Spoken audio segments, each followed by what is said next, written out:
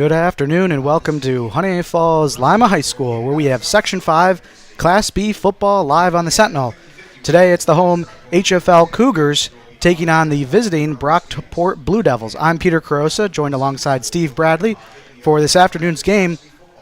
Steve, we got two teams that are both coming in with the same record. Talk us through what to expect today. So both teams, Peter, as you mentioned, are 1-2. And the other coincidental thing is neither team's played a home game yet. This is HFL's first home game here in Week 4. Brockport has hoping to play at home next week, but all of these teams have been on the road. Contrasted styles. Brockport relies on the run. They're run-heavy. And HFL, as we have seen over the years, likes to have that offensive balance between the run and the pass. A lot of times they use the pass with senior quarterback Nate Meacham to set up the run. So I think really the key will be, can the HFL defense limit Brockport on its runs and get off the field? And the key for Brockport is, can they slow down the HFL passing game? So that's a good segue into the Bullfinch Fund keys to the game, brought to you by Bullfinch Fund. Invest right here. First key to the game, protect the rock. HFL has had a bit of an issue this year with turnovers. They've had 9 giveaways through their first 3 games, and those giveaways have had a substantial impact on the first 3 of the HFL games. Brockport as well going to look to hold on to the football and not give the other team any extra possessions. Right. I think if you're Brockport, you want to have those long, sustained drives and keep the ball away from the HFL offense, which can meticulously move the ball down the field. Key number 2 is get physical. I mean, it's football. You expect that, but really the battle at the line of scrimmage, both coaches, John Russ and Paul Corella, talked to us about, whoever controls the line of scrimmage should have the advantage. From the Brockport point of view, are they going to be able to move the ball on the ground?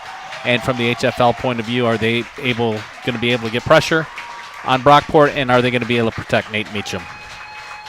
And the last one, air versus ground, you sort of already alluded to this one, Steve.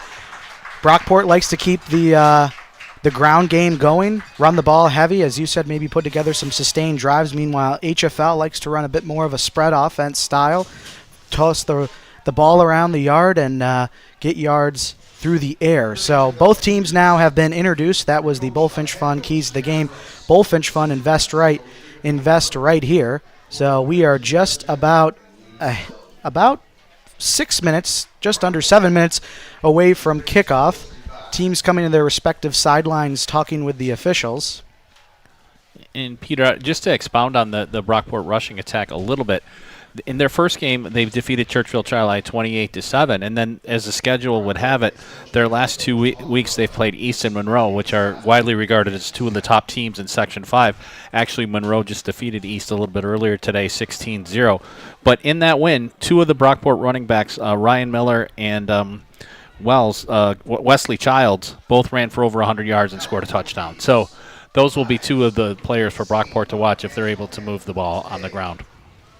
And so we will have the national anthem performed here at HFL.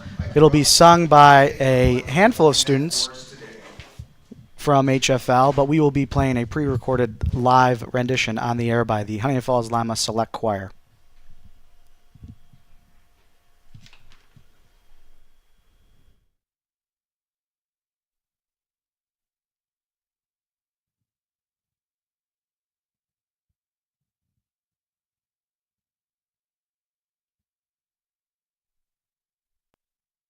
Oh, say, can you see by the dawn's early light what so proudly we hailed at the twilight's last gleaming, whose broad stripes and bright stars through the perilous fight o'er the ramparts we watched were so gallantly streaming.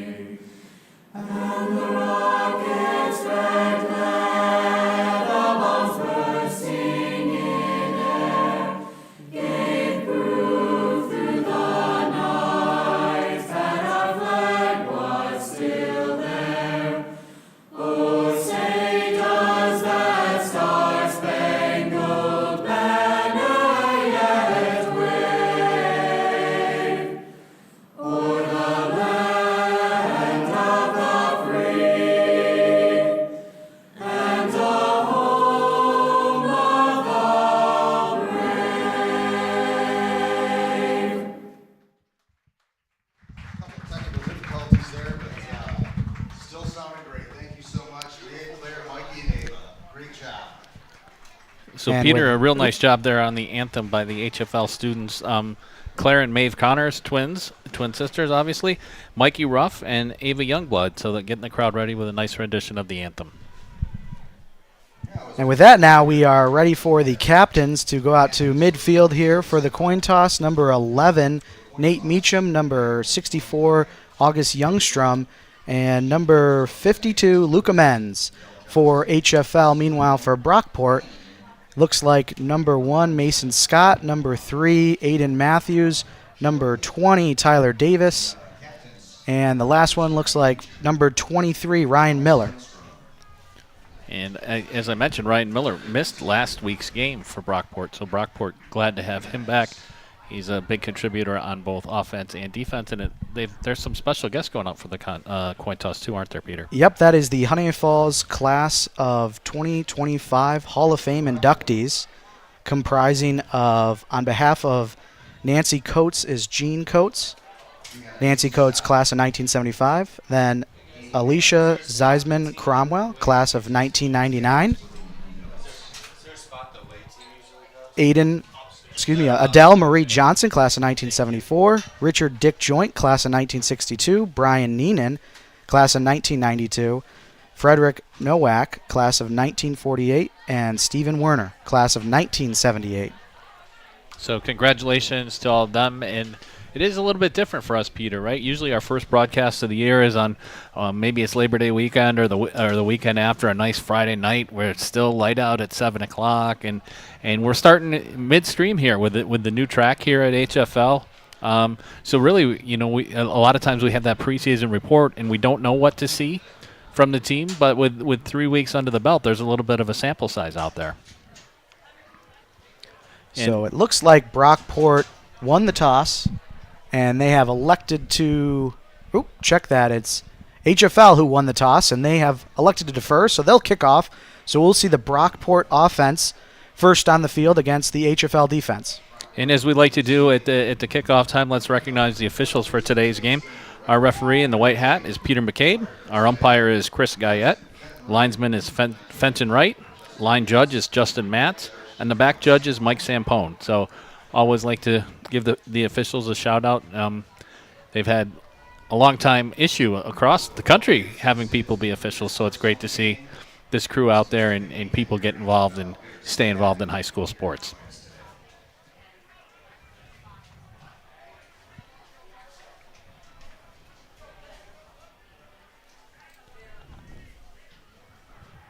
Looks like number 13 dropping back for Brockport. That's Hunter Moore, along with number 3, Aiden Matthews. And it's got to be Ezra Gatherquil kicking off for HFL, right, Peter? That is correct. Ezra, one of the dual sport athletes here at HFL, playing both boys soccer and varsity football. And we've seen him in previous seasons. Very strong leg. Is an option on field goals. Probably we didn't ask Coach Russ this week. We probably should have, but I think last year was about out to 40 yards or so, right? Yeah, he had a couple of key kicks a week ago at Eastridge. Wouldn't be surprised if he plays a factor in today's game, as kick is off, high kick, going all the way into the end zone for the Blue Devils. So that'll be a touchback. Yeah, he boomed that one, Peter. No doubt about it. And trying to see if the flag, if there's any wind today. I didn't feel any walking into the stadium, so that was almost all Ezra, I would say. So HFL defense will be on the field first. Here's the Bullfinch Fund player to watch on defense, senior defensive tackle number 64, August Youngstrom. August looking to be a disruptive force in the middle of that defense. Off to a strong start this year through the first 3 games. Has a lot of experience, some all-county experience, and is a leader right up front. You just see him towering in the middle of the field right now in number 64. So Scott, the quarterback for the Blue Devils, throws on first down to Haygreen. Haygreen is going to be gang tackled at about the 25-yard line, so about a gain of 5 there. Here's the rest of that starting defense for the Cougars, defensive line as well as outside linebackers. And then the defensive backs. Starting lineups, of course, brought to you by Bullfinch Fund. Invest right here. And beyond August Youngstrom, I think folks might want to take a look at number 60 today for the Cougars. That's the middle linebacker, Johnny Gaudieri. Johnny, freshman, had done a good job in the middle, and he previously had been wearing number 49, wearing number 60 today. 2nd and 5 now for the Blue Devils. This is a handoff. Goes to number 20, Tyler Davis. And he's going to be right about at the line to gain. Looks like he's got enough. And the first 2 plays there for Brockport, right? We thought they'd come out and run. They come out with a short pass to Haygreen, and then they get the 5 yards off the run.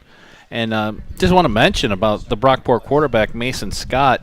If the name Scott is familiar to you as a Brockport fan, it's because he's the 3rd brother to play quarterback for the Blue Devils. Last year, his brother Landon Scott was the quarterback, and his oldest brother, Ashton Scott, was actually quarterback in the late 2016, 2017. He's the offensive coordinator for the team now. And their dad, Dave Scott, coaches the offensive line and defensive line. Handoff goes right back to Davis, and August Youngstrom, the player to watch on that HFL defense, makes the stop at the line of scrimmage. No gain on the play. Nice push there by the HFL defense. That's really the first play where they've gotten that push and were able to minimize Brockport on that 3rd play from scrimmage for the Blue Devils.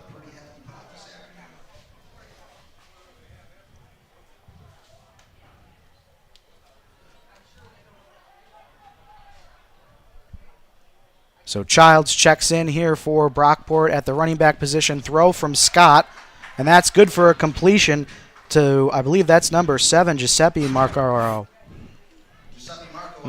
Nice little route there, a little hitch by Morocco, and on time with the delivery is Scott. So 2 for 2 for Mason Scott in the passing game early on.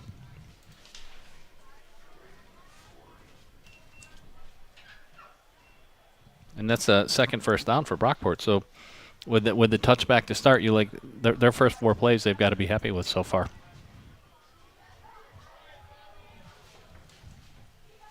Scott from the gun collects the snap. Quick toss out to Haygreen.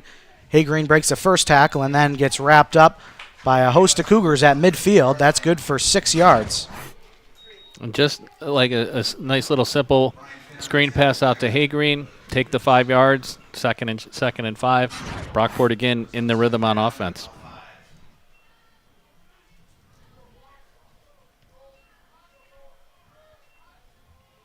You a little surprised, Peter, that this is how they open, or is it, you show film, you show run on film, and then you change it up when you get to the game? Yeah, I think that this is your 4th game. Like you said, there's a lot of tape out there. Maybe it's your change of pace game. Try and open some things up in the playbook as the toss goes to number 32, Childs. Childs breaks a tackle and gets all the way inside HFL territory at the 42-yard line. That's another first down for Brockport. And Childs, we mentioned he had 100 yards in the first game against Churchville-Chili. Big run there, big, strong runner. In fact, Coach Corella, when he was talking about Childs, he mentioned he was 2nd team all-conference last year, and he just said he's just built differently. And we can see that. He's got the size and also the strength and the speed to get to the corner. So this is the opening possession of the game. We're about 8.5 minutes left in the first quarter. Brockport with the ball, marching down the field, inside HFL territory.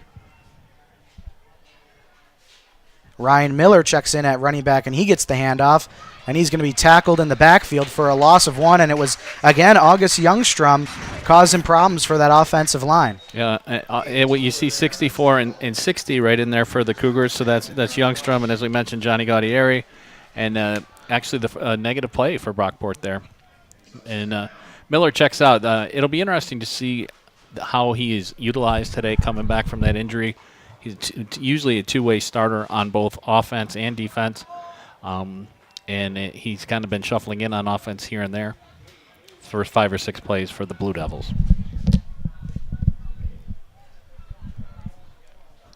Seven and a half minutes, Peter, so it's already a 4.5-minute drive for Brockport. So 2nd and 11, Scott to throw, under pressure, evades the tackler, and it looks like he's just going to run this thing. And he's got the first down, or very close to it. Looks like he's got the first down. He's tackled at the 31-yard line of HFL territory. Well, the Cougars had an opportunity there. Really nice pressure by Brian Finn coming up the middle. Scott's able to elude that. And once he gets outside and turns up, he's going to take what he can get. And he gets, I'm not sure. They did give him the first down. It was close, but that's first down number 5 for Brockport on this opening series.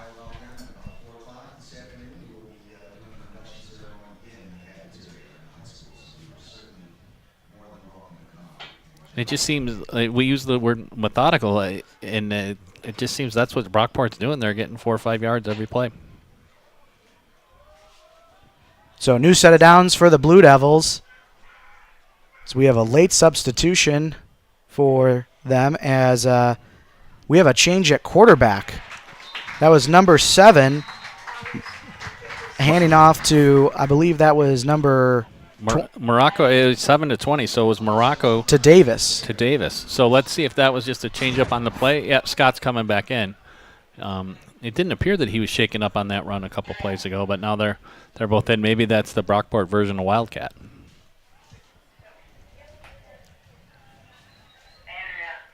So 2nd and 10 for the Blue Devils.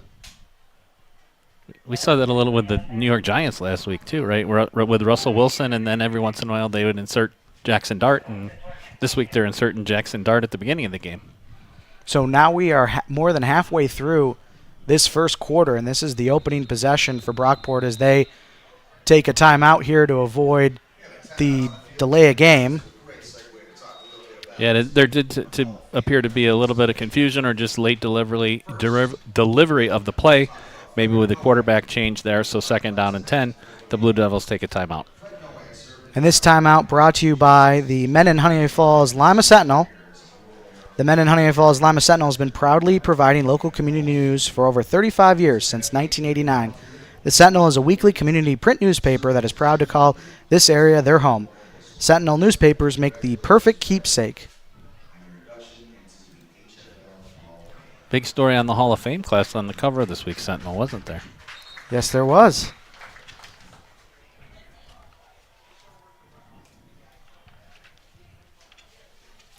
So Brockport comes back out after the timeout. As we said, about 5:38 left in this first quarter. Brockport trying to cap off this opening drive with a score. Scott collects the snap. Lofts one up deep. He's got a man, and that's going to be caught. That's number 3, Aiden Matthews for the Brockport Blue Devils, and they jump out to an early lead. Great job again by Scott. Finn brings the pressure.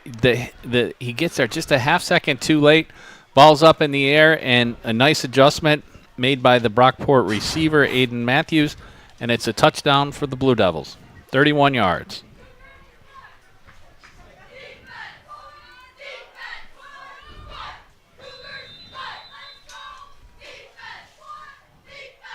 So the point after attempt here. This is number 52, Brennan Parmalee, and he's good. So Blue Devils 7, Cougars 1. HFL will get a crack at their first offensive possession after this kickoff. We'll take another look at that touchdown from Scott to Matthews. And just a nice job. There was good coverage there by the HFL defensive back, Chase Harrison. It was just better execution there by Brockport. And these teams have a history, Peter. They haven't played in a long time, but I think it's fair to mention Brockport is a Class A2 school, which is a larger enrollment category. HFL is a B school. And in Class A this year in Section 5, there's only 7 regular season games because the 2 A teams have to play down to go to the state tournament. And the other part of that is only 4 teams make sectionals with that. So Brockport only has a 7-game regular season. So they come into this game 1-2, and it's really important for them. And they came out and sent a very strong message right there. So number 55, Dylan Fitzgerald, has the ball teed up for the Blue Devils. He'll be kicking it deep to Grady Goodburlett for the Cougars. This is a shorter kick, ended up fielded by Marco Vengachea for the Cougars. And they're going to end up with some nice starting field position as we take a look at the player to watch, brought to you by Bullfinch Fund, and that's Grady Goodburlett He's got just over 50 yards receiving per game. He's got 3 receiving touchdowns, and he's been Meacham's favorite target so far through the first 3 games of the season. And Grady also had some big news recently. He's an excellent lacrosse player, and he made a verbal commitment to go play at the University of Maryland, which is a traditional Division I power. So congratulations to Grady. So HFL, first possession on offense, looking to answer that Brockport score. Meacham from the gun, collects a snap, hands off. This is number 3, Brian Finn, powers ahead for a gain of about 6 yards there. We'll take a look at that rest of the starting offensive line for Bullfinch Fun, or for the Cougars, brought to you by Bullfinch Fun. There is the projected starters for HFL's offensive line. And the rest of the starters we mentioned, senior quarterback Nate Meacham handing off to Brian Finn. Some of the other wide receivers projected to start for this HFL offense. I like that play call right at the beginning. HFL doesn't have to get everything back at once. Here's Meacham on the keeper. A nice job by the Brockport defense. That's Childs on the end, just not letting Meacham get too far. So they'll say a loss of 1. So that'll bring up 3rd and 7 for this HFL offense. And we talk about Meacham as a passer quite a bit, but he had almost 100 yards on the ground last week against Eastridge. He is their leading rusher through the first 3 games of the season. He's got about 140 yards, and he's averaging about 6.7 yards a carry. And I would not have probably expected that if you would have told me that at the beginning of the season, that's what it was going to be halfway through. 3rd and 7 for HFL. Trips to the far sideline. Meacham collects a snap, looking, surveying, fires one in. That's caught. It's going to be enough for the first down. That's Austin Coyle. He had a touchdown a week ago at Eastridge. Sets up Cougars with a new set of downs. And a nice job there by Meacham. Second full season as a starter. Nice pocket presence, and he zipped it right in there. Coyle's able to put it away and move the chains for the Cougars. Talking with head coach John Russ. As we have a problem with our scoreboard here, get that reloaded. Talking with head coach John Russ, that first game, there had been so many changes at wide receiver. Meacham just had to rework the chemistry with those guys as ball's on the ground and just picked up by Finn. That'll be a loss of about 3-4 yards. He was talking about how just the changeover in the wide receiver position from a year ago, and Meacham having to get reacclimated to a new group of wide receivers. Right, and I mean that was a tough first game too. You go on the road to Batavia, who's been one of your bigger rivals and one of the better teams in Section 5 over the last decade, and there's not really much time to scrimmage or get ready. You have to come out ready on week 1, and sometimes it takes a little bit of time to adjust. And a lot of times the biggest growth a team shows is between week 1 and week 2. So after the loss of 5 on first down and another low snap, and Meacham just jumps on it. So this is going to set up 3rd and very, very long. It is worth mentioning Cougars have a different center starting today's game, number 60, freshman Johnny Gutierrez. So yeah, couple tough reps right there. Low snap, and now at 3rd and about 30. 3rd and about 30, Peter, are we looking at? Now you just want to get some yardage so you can flip the field position. 3rd and very long for HFL on offense. Opening possession for the Cougars. Just under 2 minutes to go in the first quarter. Meacham's going to pass, looking, fires, hit as he threw, and that's incomplete. So that'll be 4th down now for HFL. They'll have to bring the punting unit. Here's another look at that play. Yeah, that's Childs coming off the edge, gets there right at the end. Is Meacham letting go. Nice pressure on the quarterback by Childs. Brockport forces the punt. So punting here for HFL. Is that Sam Martin, 22? Now, I don't believe Martin's playing today. I saw him in a sling. So we have a high punt, very high sky kick. See if it takes an HFL bounce. It does. And Cougars will let it just continue to roll before Marco Vangochea picks it up at the 42-yard line of the Blue Devils. So that's where they will start. New set of downs for Brockport. Yeah, number 32 was the punter right there for the Cougars.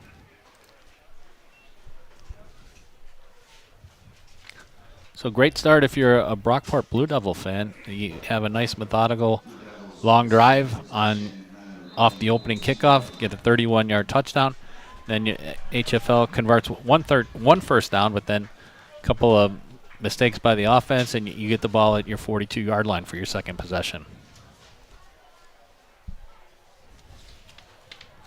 Little pre-snap motion. Handoff goes to Miller.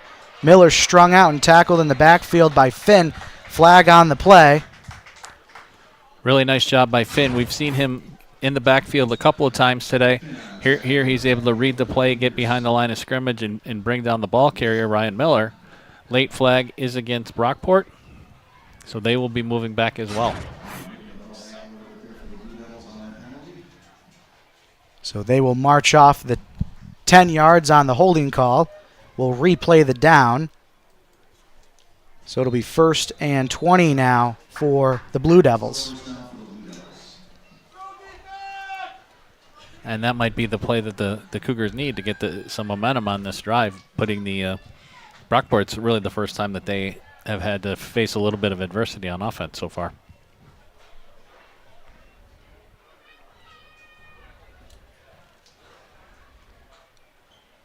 Again with some pre-snap motion. 2 running backs in the backfield. HFL blitzes.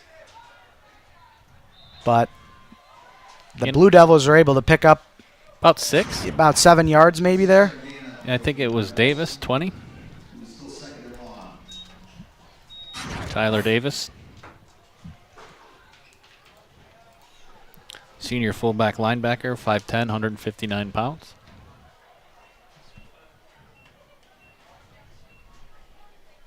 Brockport now facing 2nd and 13. Scott from the gun. Passes it out to Haygreen. Haygreen makes the first man miss, and then he's brought down by Austin Coyle. So they're going to get about to the original line of scrimmage when they got the ball. So it'll be about 3rd and 10. About 3rd and 10. And Mason Scott is 5 for 5 passing in the first quarter for Brockport.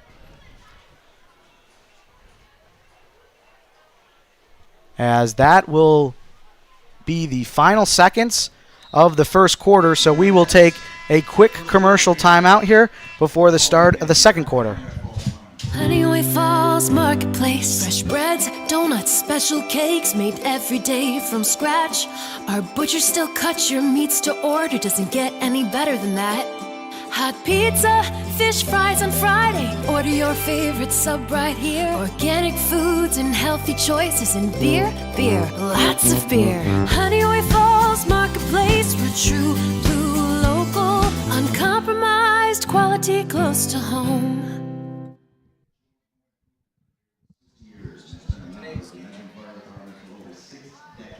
Today's game also brought to you by Honeoye Falls, Today's game also brought to you by Bullfinch Fund. Fans who are sitting on IRA money that they don't know what to do with, or those who want to take control of their 401k money left in an old employer, should give Bullfinch a call at 624-3150. Did you know a working teenager can become a retirement millionaire just by starting a child IRA? Want to learn more? Call your local mutual fund, the Bullfinch Fund, at 624-3150. And today's game's also brought to you by Meehan Architecture. With the Meehan Architecture Sports Update Boys Soccer, HFL Boys Soccer is currently on a 4-game winning streak with victories over Batavia, Greece Olympia, Canandaigua, and Wilson. The boys are back in action this Tuesday at Eastridge. And the girls soccer team hosted the Eastridge Lancers for fall weekend last night and shut the Lancers out by a final score of 3-0.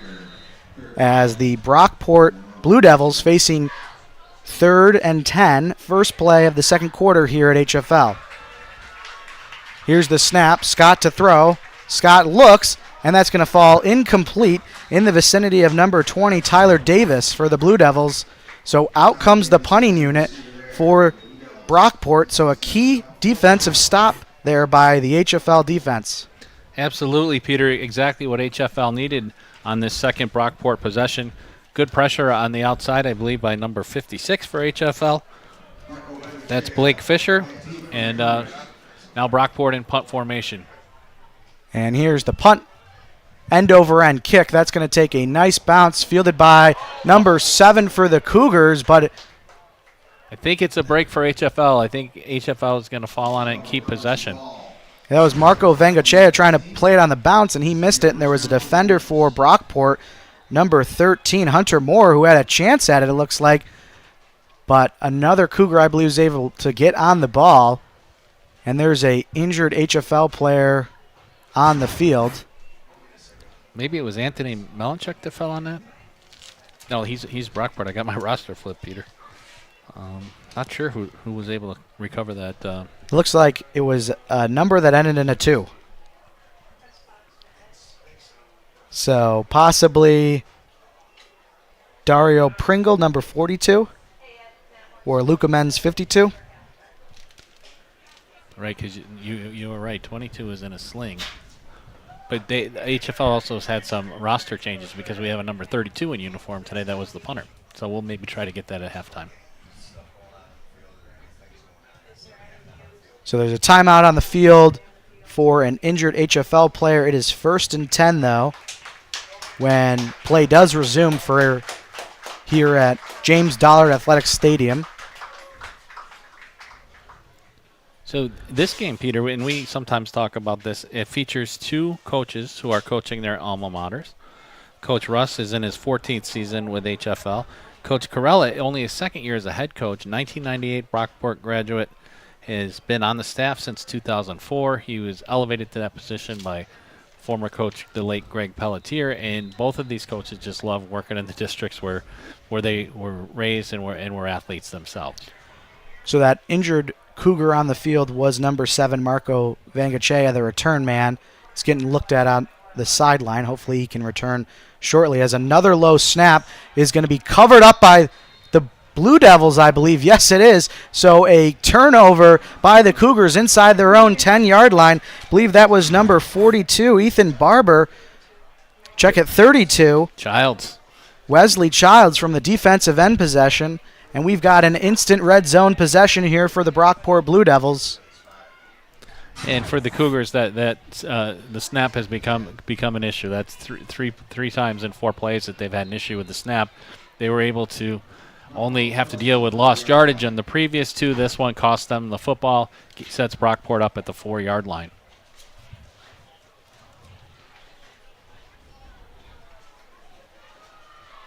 We'll see here if the Blue Devils can take advantage. It's 1st and goal from the 4-yard line. Mason from the gun, hands off to Childs, and Childs is going to bully his way into the end zone. Brockport scores yet again. Yeah, Childs recovered the fumble, and then he lines up at the tail of the backfield there, and I'm going through my brain. He just recovered the fumble. They're going to give him the first crack at the end zone. They did. Brockport's up 13-0 with a point pending.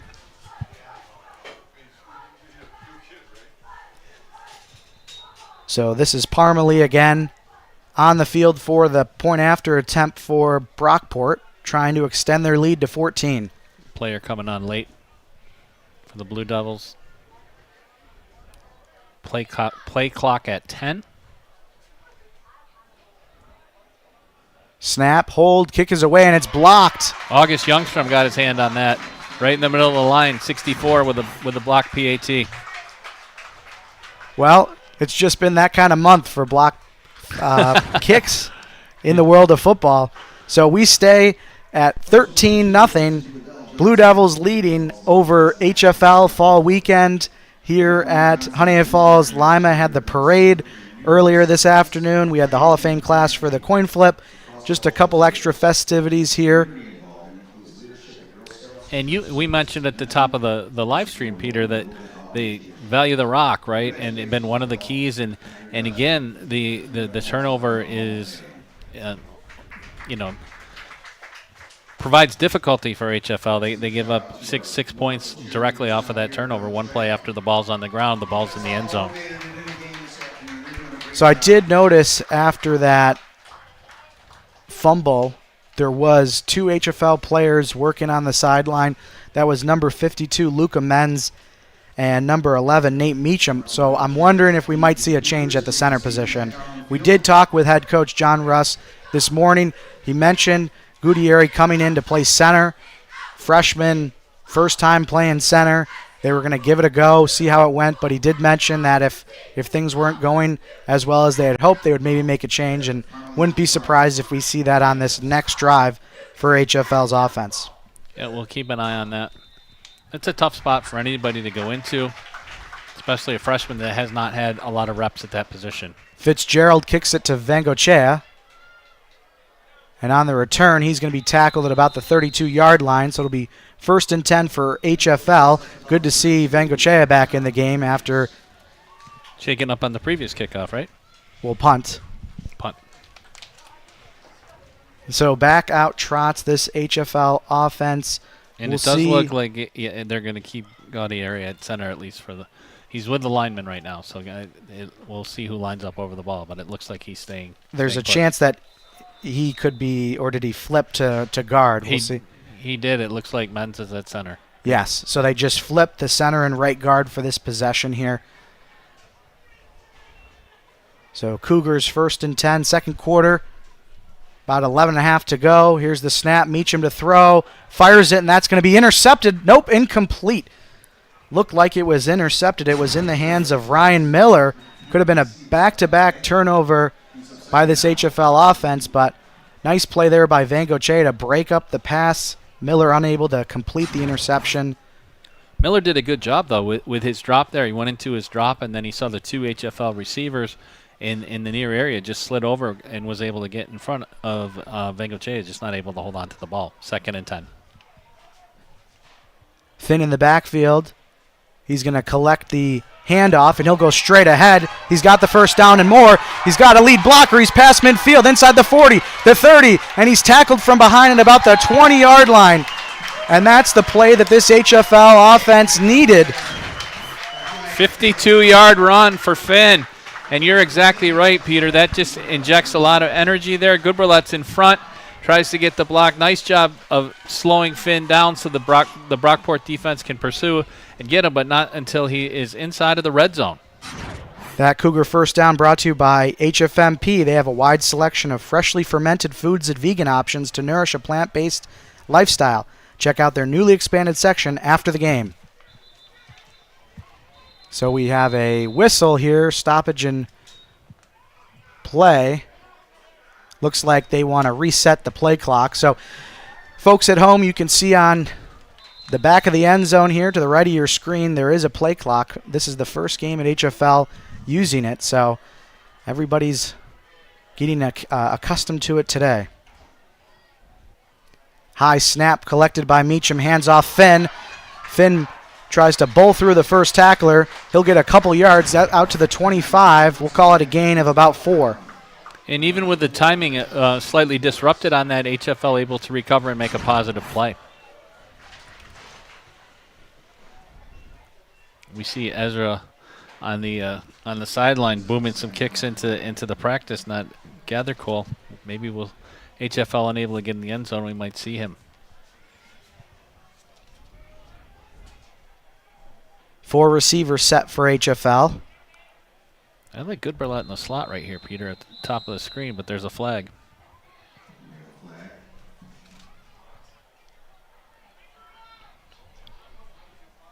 Not sure if there was a legal procedure.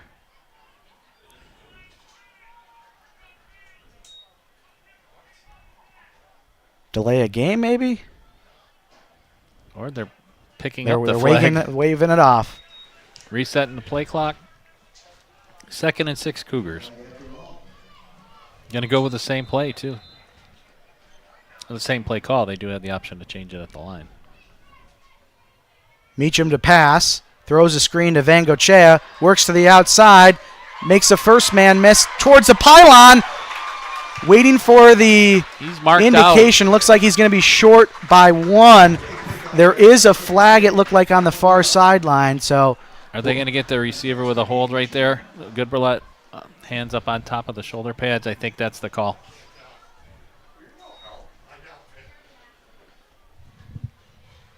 Officials talking with the Brockport sideline, so I got to imagine this is. Here's one last look at it. Number right 2 there, here, Grady Goodburlett. I think right there where you see the jersey kind of stay put as the defender tries to turn. So it is a hold. So they'll have to move this ball back, and it will wipe out the first and goal situation. It is a spot foul, though, so it is going to be... Looks like about second and 15. Yeah, second and 15, second and 14. Nice play by the Cougars, and they're going to get 5 of it back right here, I think. Cougars reacting like that was a encroachment by the defense. And it is. So HFL will get 5 of those yards back. And we'll go to second and 10 for HFL.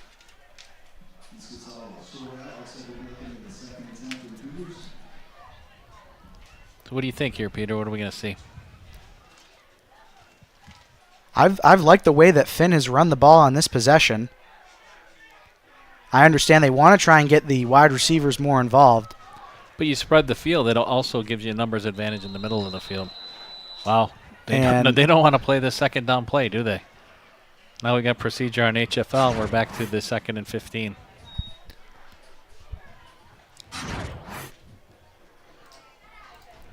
So, and we see that quite a bit. A lot of people think that when you have 4 receivers on the field and you spread the field, you're doing it because you want to pass. Sometimes you do that just to stretch out the defense and give you better numbers inside the box and a better option to use the run game.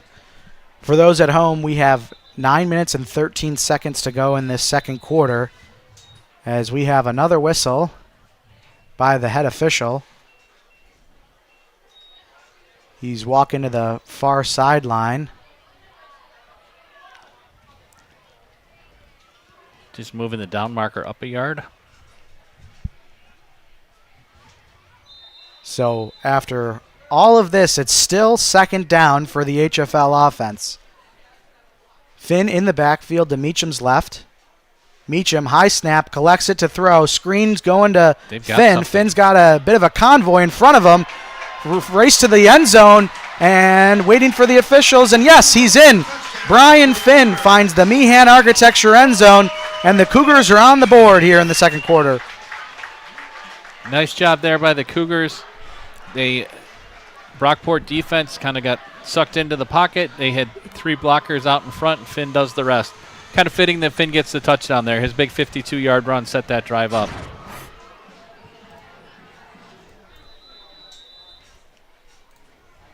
So here's the point after attempt, the much anticipated Ezra Gathercole opportunity, and that's up and good. We do have a pair of flags tossed onto the field.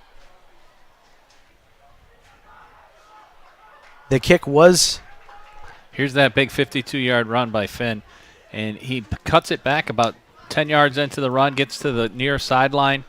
Goodburlett's in front with the block, pushes one defender out of the way, and the pursuit finally catches him. Ryan Miller with a good hustle catching him at the 20-yard line, which set this up for the Cougars. Even with the high snap, Finn just kind of turns coming out of the backfield. He's got 64, 71, 52 all in front of him, and it's a Cougar touchdown. So the penalty on the point after attempt was a personal foul, and I believe that'll be assessed on the kickoff. So with 8 minutes and 51 seconds to go here in the second quarter, Brockport leading HFL 13-7. And the HFL linemen leading that convoy, August Youngstrom, Colin Bailey, and Luca Menz. So 13-7, 8:51 to go first half, and you almost got it. You almost predicted that. You thought the ball would go to Finn. He had the open space. That screen pass was a nice call by Coach John Russ, who also doubles as the offensive coordinator. So the penalty, trying to figure out where they're going to place this kick. It's a 15-yarder, so they're going to move this thing all the way to the 45-yard line of Brockport. So you go on side here just because Gathercole's leg is so strong. He could put this through the uprights if he wanted, and you don't really gain an advantage. If you go squib on side here, and even if you don't recover it, the likelihood is that Brockport's going to have the ball at its 30-yard line. Is this one of those risk-reward calls here, Peter? Yeah, I wouldn't be surprised if they go with like the sky kick, where they just kick it straight up and they rely on the other team to know that they can just call a fair catch rather than try and make a play. And just an end over end, and it's going to be fielded, and immediately falling down is number 4 for the Blue Devils. That's Kevin Johnson. So they're going to set up inside their own 25, 1st and 10 for the Blue Devils. You might have a job as a special teams coordinator in your future. Good call there by you. Exactly what they did. So the HFL defense was able to get Brockport off the field in the last drive, helped out by a first play penalty. Now this being the 4th series for the Blue Devils, it's time to see what if the HFL defense can do it again. And if you're Brockport, you're trying to see if you can maybe recreate some of that magic from your opening drive, where you were able to just mix the run and the pass and go straight down the field. 1st and 10, handoff. And that's number 23, Ryan Miller, with the handoff. 3 or 4 yard gain there. Gaudy area there to finish off the play. And the game flow, I feel like, has been a little bit interrupted. We've had the 2 long plays, the 52-yarder and then the 30-ish yard screen play. But between that, we had a handful of penalties. It just feels like the snapping issues. The ball's been on the ground a lot. There hasn't been a lot of game time pass, but a lot of real time, as this handoff is going to go nowhere. Who's at the bottom of the pile right there for HFL? Nice job. 58, I see, making the initial play. That's Wyatt Wiebold, the senior defensive tackle for HFL. So now 3rd and 6. This is interesting for both teams. You know, if you're Brockport, it's definitely 3rd and manageable, but maybe a little bit longer than you'd want. In the backfield, Childs, maybe they get the lead blocker in front of him, or maybe they go back to the air game.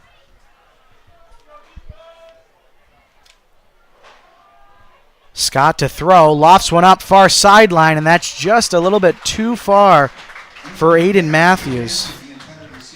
So again, the HFL defense does its job on those 3 plays. Going to get the ball back to the offense.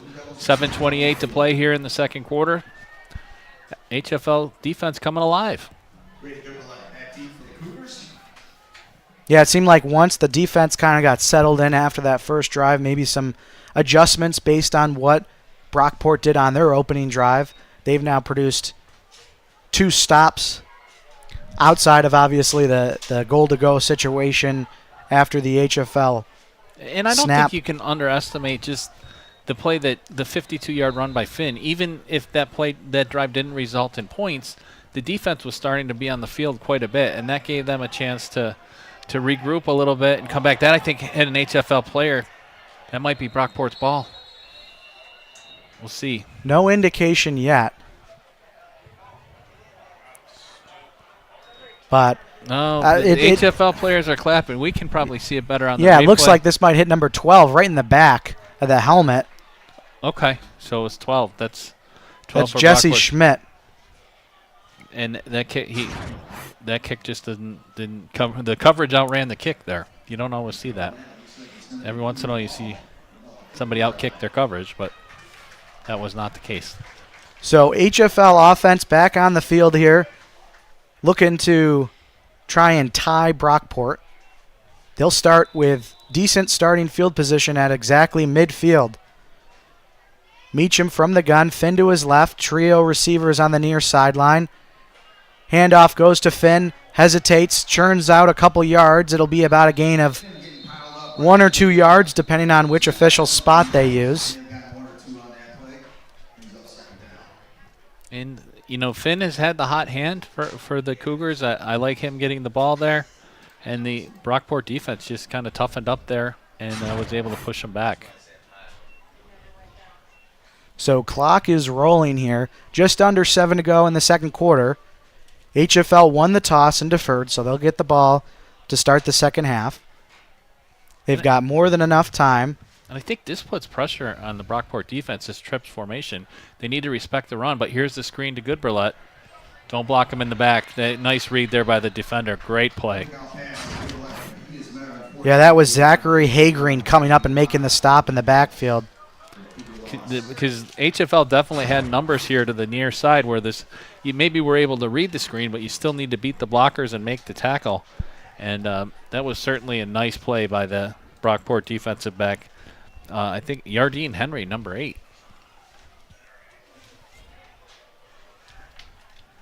Third and 14 for HFL. Meacham from the gun looks, throws it over the middle. That's going to be caught. That's number 7, Marco Vengachea. And that's a first down for HFL, brought to you by HFMP. The butchers at Honeoye Falls Marketplace, cut your meat to order. It does not get any better than that. And you just see what can happen right there with Nate Meacham when he has time. He can zip the ball in there. Nice catch by Marco. Chains move. Cougars are about the 35-yard line. Nice first down to keep this drive alive. Now under 6 to go in the second quarter.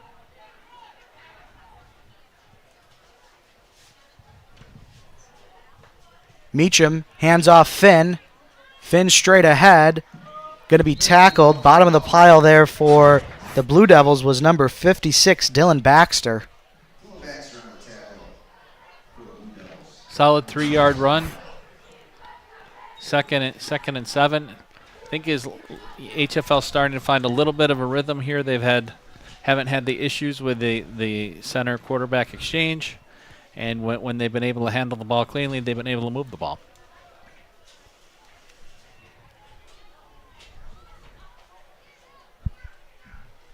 And again, Cougars just kind of taking their time here, trying to let the clock roll. We're under 5 minutes in the second quarter. Obviously, they want to score, but they want to try and take as much time off the clock as they can. Design quarterback keep here by Meacham.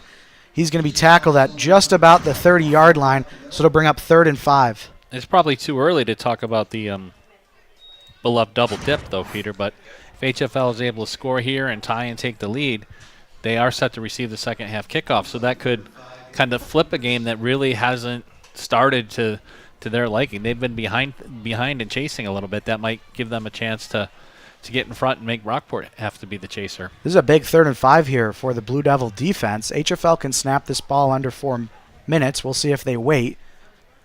Clock reads 4:01 now. Play clock at 12 seconds.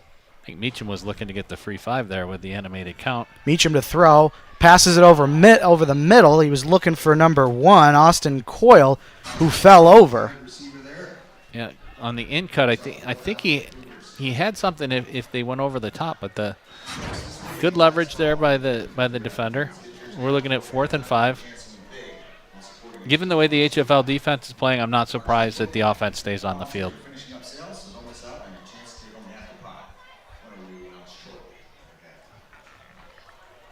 Wonder if they try and get Meacham outside the pocket on a design bootleg just so it could be run-pass option for him. Yeah, I think we're going to see a timeout by HFL. They lined up and they got their look, and Coach Russ probably got beat down by his JV coach, Zach Ozier, and going to take a minute and think it over. This is a bit, it's not a turning point play, but it is a big play right inside this 4-minute mark. You want to make sure you get it right. Yeah, I feel like for Brockport, if they give HFL another set of downs, they can just continue to bleed that clock. Whereas if they get the stop here, then Brockport can then Brockport's got 2 timeouts and just under 4 minutes to drive 70 yards down the field and extend their lead. Yeah. So HFL here is just about everybody doing their job. Make sure that whatever your job is, that if your job is to snap the ball, you do it the best you can. If your job is to block and if your job is to get open, they have to have all 11 working as one on this play. Are you surprised they threw the ball there on 3rd down?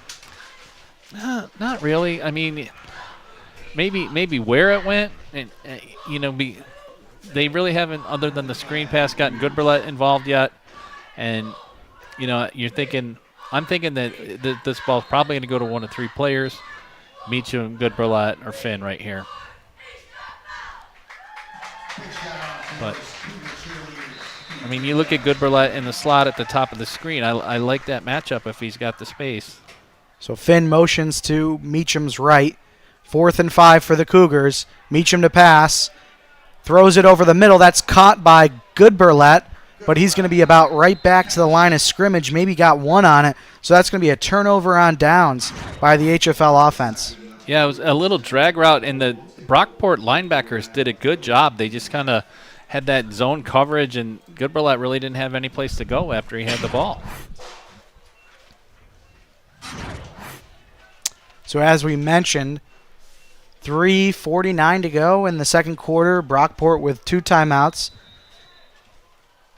The HFL defense has made 2 stops in the recent second quarter here. Brockport looking to me. Oh, Scott to pass, rolls out to his right, and he's going to be wrapped up and dropped in the backfield. That's number 58, Wyatt Wiebolt for the Cougars. slow developing play. Wiebolt beats his block and gets to the quarterback. Nice job bringing him to the ground. Scott's broken a couple of tackles earlier in the game. Not the case that time. So officially goes as a loss of 6. You hear the crowd getting into it, too, a little bit, Peter, with the Wyatt Wiebolt chant. Big homecoming crowd. Perfect day for it. Yeah, just under 80 degrees before kickoff here. Great fall day in western New York. And here's the pitch. Child did a nice job. HFL defense didn't give him much right there. Maybe 2 yards. Clock now at 2 minutes and 45 seconds. If HFL's able to get the stop here, that offense might get another chance to score before the half.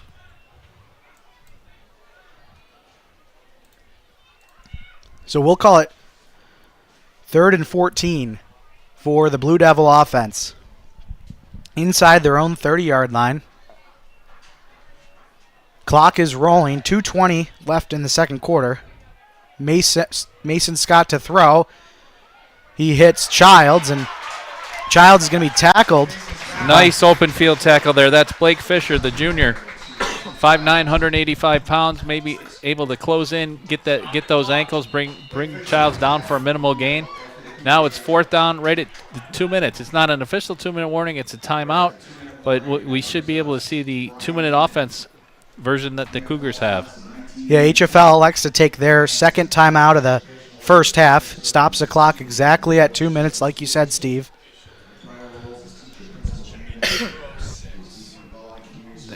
They're going to reset the clock to 2:06, Oliver tells me. Or they should. It says 20. It looked like the official said 2:05 on the field.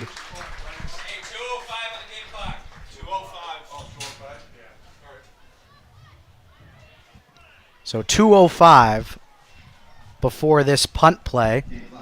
So we'll see what those extra 5 seconds mean. You know, right now it might seem trivial, but we'll see we'll see if those come into play. And the last time the Blue Devils punted, that thing went straight up and came down at midfield and hit a Brockport player. Right. So we'll see. Vangoche has got to communicate with his guys coming back on punt return to be aware where that ball is. This is a much better kick. That should take a great Brockport bounce. Goes out of bounds. Official marks it at the 32-yard line. 1:59 to go. Cougars trail by 6. So this is a great opportunity here for senior quarterback Nate Meacham. They have one timeout to work with, a lot of time.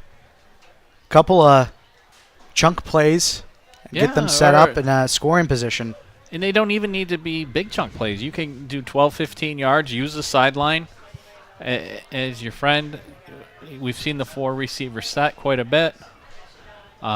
Looks like they're sending Goodberlet to the top, so he's going to have the one-on-one.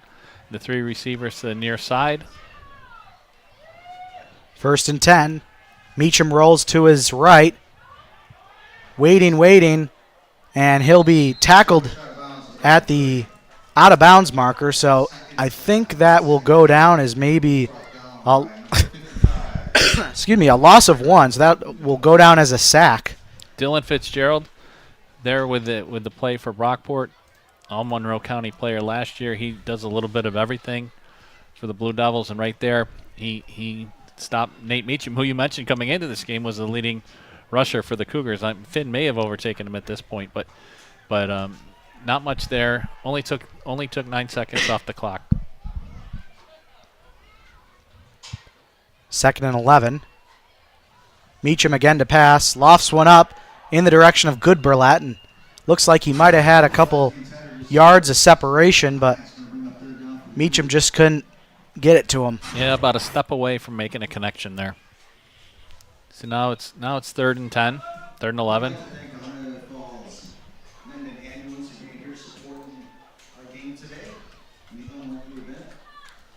So 3rd and 11 with 1:46. Now the conversation shifts to Brockport's side.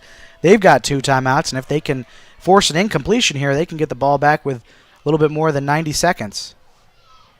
Yep. Snap. Meacham steps up, going to run it, and he's going to get maybe 2 yards. We do, as Steve mentioned, we have a flag down, so this is likely in the area of a hold. So I would imagine Brockport would decline.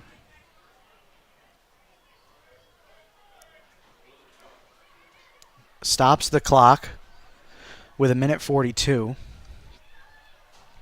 So it could either be 4th and about 8 or 3rd and 21.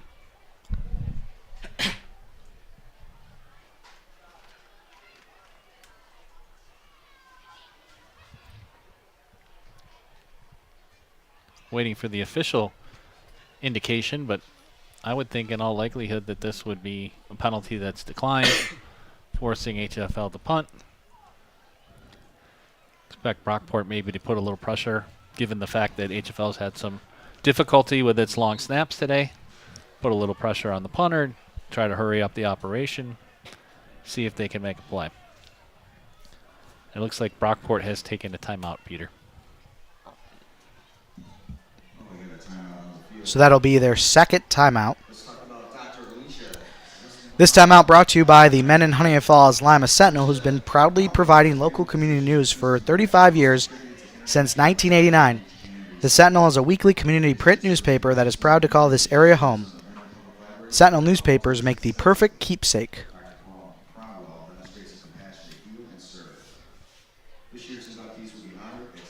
So because they declined the penalty, that would mean that it's a rolling clock, and that's why they elected to take the timeout? I don't know. Yeah, it's got to be to save the time. Because the penalty, they would restart the clock on the penalty. Yep, good observation. So here is the punt unit for HFL, number 32 for the Cougars. He's heels at his own 20. It looks like Brockport might bring pressure.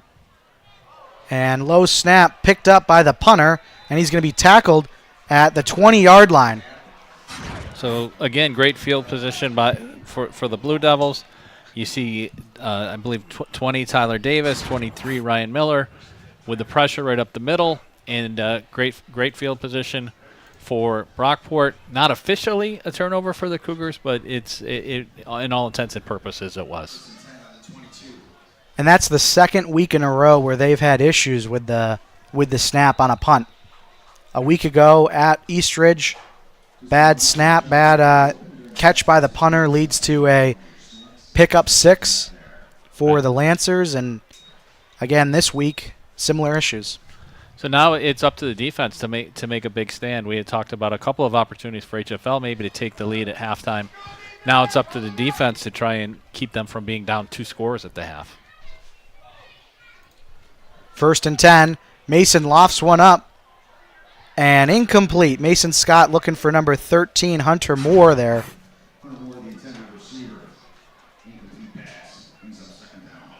Running a wheel route out towards the far pylon. And coverage there for the Cougars was provided by Chase Harrison. Chase Harrison, the junior. So 2nd and 10. Clock reads exactly a minute 30. And you're right, the pace of the game has taken a bit of a turn, hasn't it? Very stop and go choppy.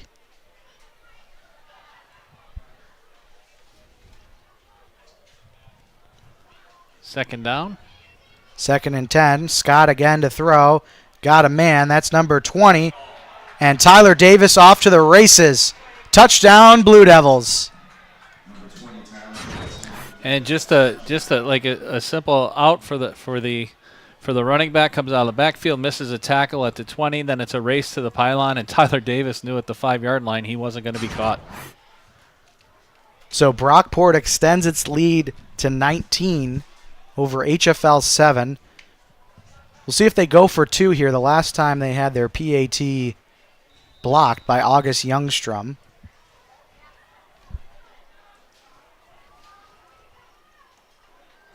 Yet to see and we've got a penalty flag. I believe it's on the offense for two illegal substitution. Too many men? Too many men, yep.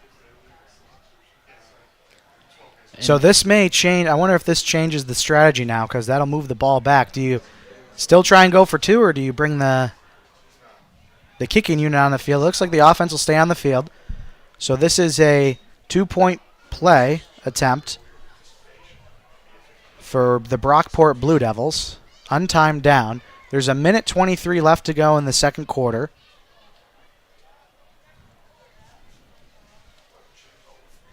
Scott from the shotgun with Childs to his right. 3 receiver set. HFL runs a blitz. Scott tosses it in, and that's incomplete. Intended for number 3, Aiden Matthews. Covered by Grady Goodberlet. I think he got a hand in to knock that away. The Cougars defense forces the failure on the passing conversion, so it's 19-7 with 1:23 left. So 12-point game.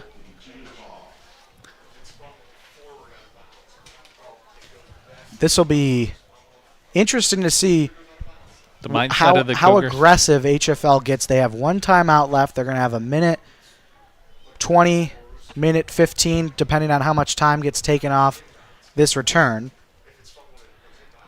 I think you need to be fairly aggressive, though, just to give yourself the opportunity, go into the half down only 1 score, getting the ball come out, and if you're able to convert your next 2 possessions, you're in a very tight game where you're either in front or right around where in a much better position than the Cougars are right now.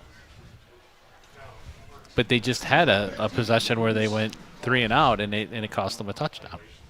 And Goodberlet is back deep for HFL. He had a tremendous return a week ago against the Lancers.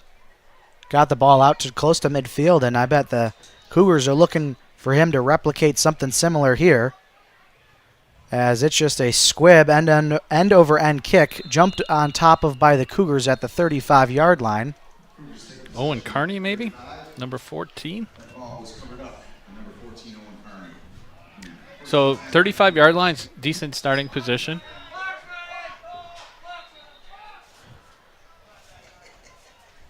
So HFL comes out, offense comes out onto the field. The clock was running there, so we'll have to wait for it to get reset here before HFL snaps the ball.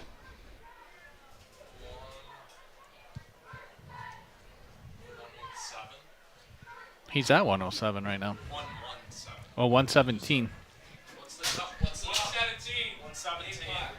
So we're being told 1:17, a minute 17.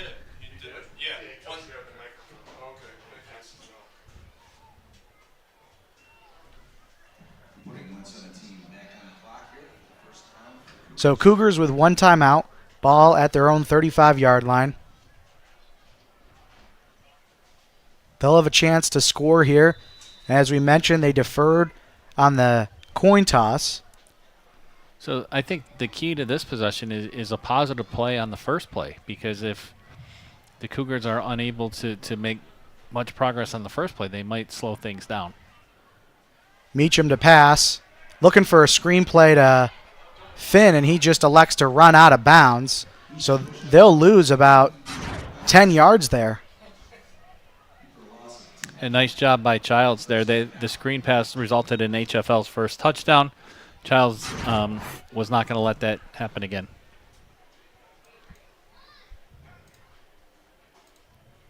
He's really stood out this first half for Brockport, I would say. Childs, both on offense and defense. He's listed as a running back, fullback, and defensive end. 5'10", 225. And I'm assuming Meacham just didn't feel like he could get that ball out of bounds beyond the line of scrimmage as HFL goes with a run to Finn, and Finn powers ahead, still on his feet, and he's going to get back to the 34-yard line. So it'll be 3rd and 11. And part of that, I think, with Meacham is just live to play another down, right? If you try to make too hard to make a play, sometimes that results in a turnover or a negative play. Sometimes if it's not there, you just have to walk away and line up again. So now under 40 seconds to go here in the second quarter. HFL will probably try and take a shot here and see what they can get. Meacham to throw, waiting, Burlett. lofts up a top, far one looking for good Burlett, and that's incomplete. Stops the clock at 24 seconds. 24 seconds. Nice job. Good Burlett trying to get open down the sidelines. Coverage there by Brockport again is number 8, Yardine Henry. And talking to Brockport coach Paul Carella earlier this week, he mentioned that the key for his defense was going to be slowing down this HFL passing game. And I think, by and large, the Blue Devils have done a good job of that in the first half. HFL to punt again. Last time out, they fumbled the snap. We'll see if they can clean that up. This one's a high snap, and it's going all the way back into the HFL end zone, picked up by the punter, and he's not going to be able to get out of there. Drops the ball. It's a touchdown for Brockport. That's going to be a touchdown for Brockport, so 6 instead of 2. I believe number 13 for Brockport came away with the ball. That's Hunter Moore. And the punting problems have really been costly for HFL here in the last 2 minutes. 2 touchdowns. Yeah, score now 25-7. And at that point, take another look here. So this thing just went right over the punter's head. You can see number 13, Hunter Moore. And then the fumble was forced in the end zone as the play continued. And yeah, number 13, Hunter Moore, winds up with the ball. 2-point conversion attempt coming here. Scott tosses it, incomplete. So Cougars make another stop on a 2-point play. But Brockport up big, 25-7, with 13 seconds to go in the first quarter. And I mean, and it's tough because that play is happening at full speed. But when the ball goes over the punter's head, sometimes you just see kick it out of the end zone. Just you know that at the very least it's going to be a safety, and in the effort to try and make more of a play, it ended up being a touchdown. And a credit to the Brockport defense, who went after the punter hard and tried to tackle and ultimately force that fumble and resulting in a touchdown for the Blue Devils.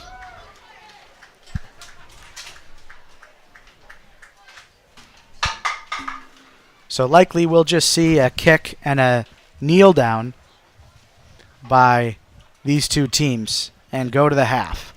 Right, HFL's given up 12 points in the last minute and 10 seconds, and I think probably be time to go to the locker room and regroup. Unless Good Burlett breaks something. Both teams do have one timeout left, but I'd anticipate the squib here, though.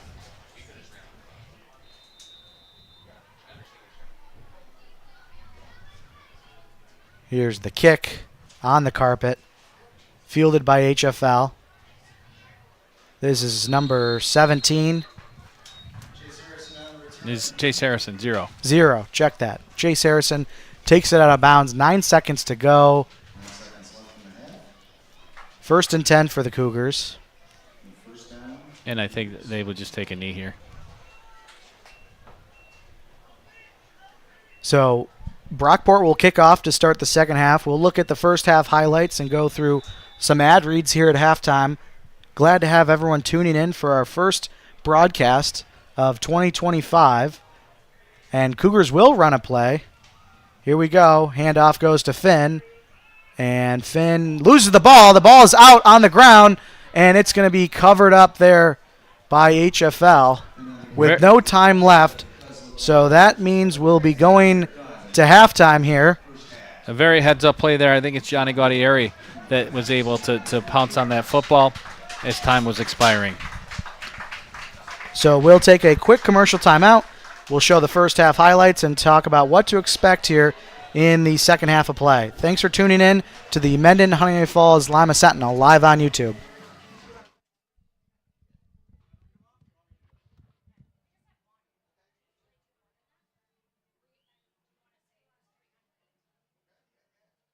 Honeoye Falls Marketplace. Fresh breads, donuts, special cakes made every day from scratch. Our butcher still cuts your meats to order. Doesn't get any better than that.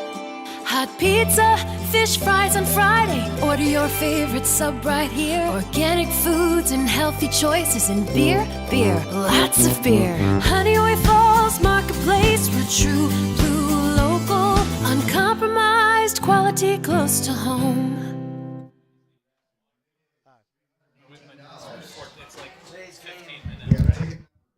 Today's game also brought to you by Bullfinch Fund. Fans sitting on IRA money that they don't know what to do with, or those who want to take control of their 401k money left at an old employer, should give Bullfinch a call at 624-3150. Did you know a working teenager can become a retirement millionaire just by starting a child IRA? Want to learn more? Call your local mutual fund, the Bullfinch Fund, at 624-3150. Bullfinch Fund. Invest right. Invest right here. Today's game also brought to you by Meehan Architecture. With the Meehan Architecture HFL Sports Update, girls swimming and diving defeated Newark on Thursday afternoon by a total score of 89-23. The girls are currently competing in a 2-day invitational at Webster that wraps up today. And HFL girls varsity tennis have picked up team wins over Churchville Chile, Penfield, and Webster. The girls travel to Gates Chile this Tuesday for a crossover match. Today's game also brought to you by the Sentinel. The Mendon-Honeoye Falls-Lima Sentinel has been proudly providing local community news for 35 years, since 1989. The Sentinel is a weekly community print newspaper that is proud to call this area their home. Sentinel newspapers make the perfect keepsake. So we're at halftime here. Score between these two teams, 25-7, Blue Devils over the Cougars. We've got about, we'll say, 12 and a half to go here in this halftime period. We'll take a quick timeout here, come back with some first half highlights and analysis, and talk about what to expect in the second half of play. Thanks so much for tuning in.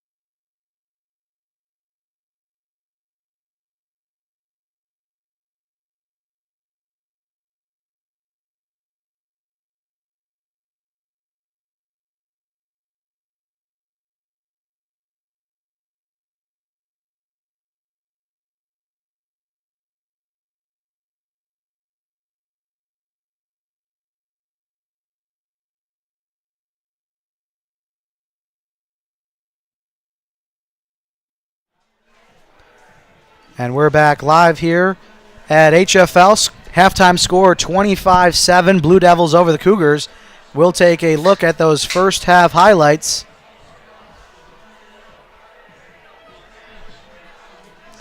Brockport received the opening kickoff, a methodical drive, capped off by this 31-yard pass from Mason Scott to Aiden Matthews in the far corner of the end zone. Then after a turnover, Blue Devils took over the ball, fumble recovery. They took over the ball at the HFL 4-yard line. Right now our replay, a little issue with the replay, so we'll hang with it.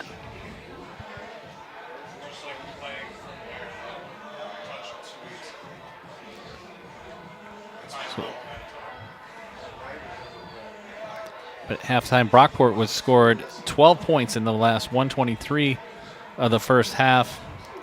First touchdown towards the end of the half was here we go. Here's the touchdown by Wesley Childs, 4-yard run after that fumble recovery that I had just referenced. And the Cougars, Austin Youngstrom gets the hand up there and blocks the PAT. And then on the ensuing HFL possession, set up by a 50-plus yard run by Brian Finn, getting all the way to the HFL 20-yard line. Yeah, just that was the play the Cougars needed at that time. Finn takes it inside the 20, and then on a key second down play, nice little screen pass, draws the defensive end in. Meacham hits Finn in the backfield, has a escort to the end zone. That made the score 13-7 with 8:51 to play in the second quarter. And then with a minute 23 to go, HFL's punter failed to catch the snap, and it led to a touchdown pass from Scott to Tyler Davis for 22 yards. The two-point conversion failed. Then after another punting, there's a two-point conversion right there. Broken up by Goodberlet. And here's the final scoring play of the half. A bad snap on the punt. Ball is in the end zone. Brockport defense converges on the punter. The ball comes out. And number 13 for Brockport, that's Hunter Moore, recovers the ball and scores the special teams touchdown. So, Peter, it seems like at the 2-minute warning we were talking about the opportunity for HFL to score before the half and come out in the second half and take the lead. And now they're facing a 3-score deficit.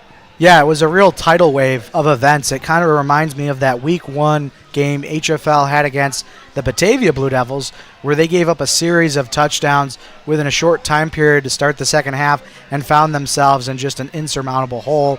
Cougars will get the ball to start the second half here.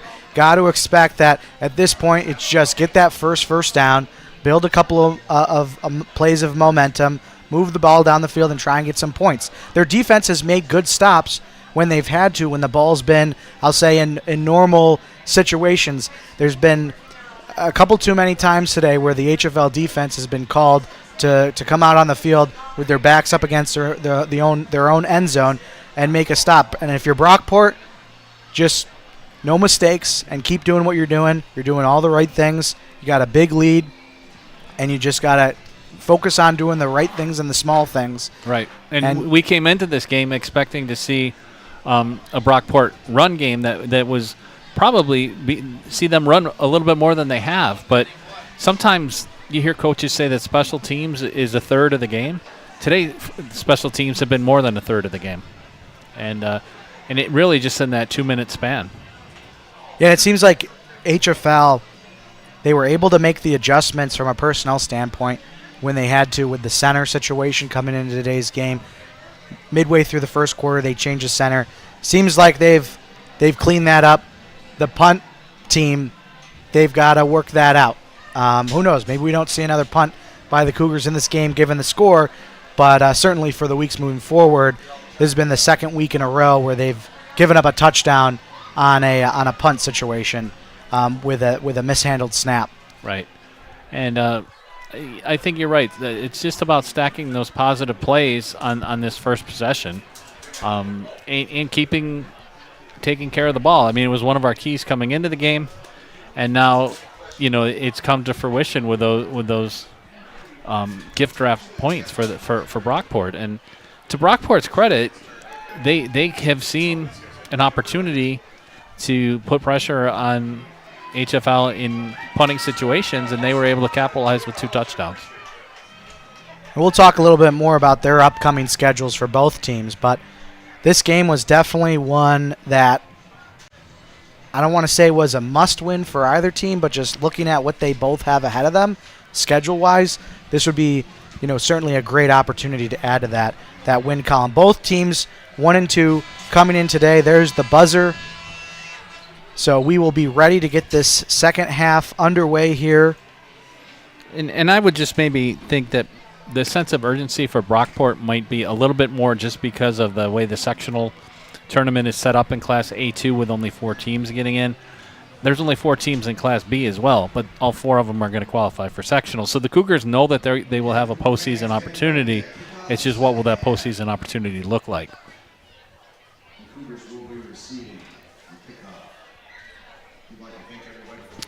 And it's halftime here. We've got a bit of a break, Peter. We don't usually do birthdays, but today's kind of a special day. Lorraine Meacham, the grandmother of Cougars quarterback Nate Meacham, 90 years old today. She's sitting right in front of the press box, right around the corner.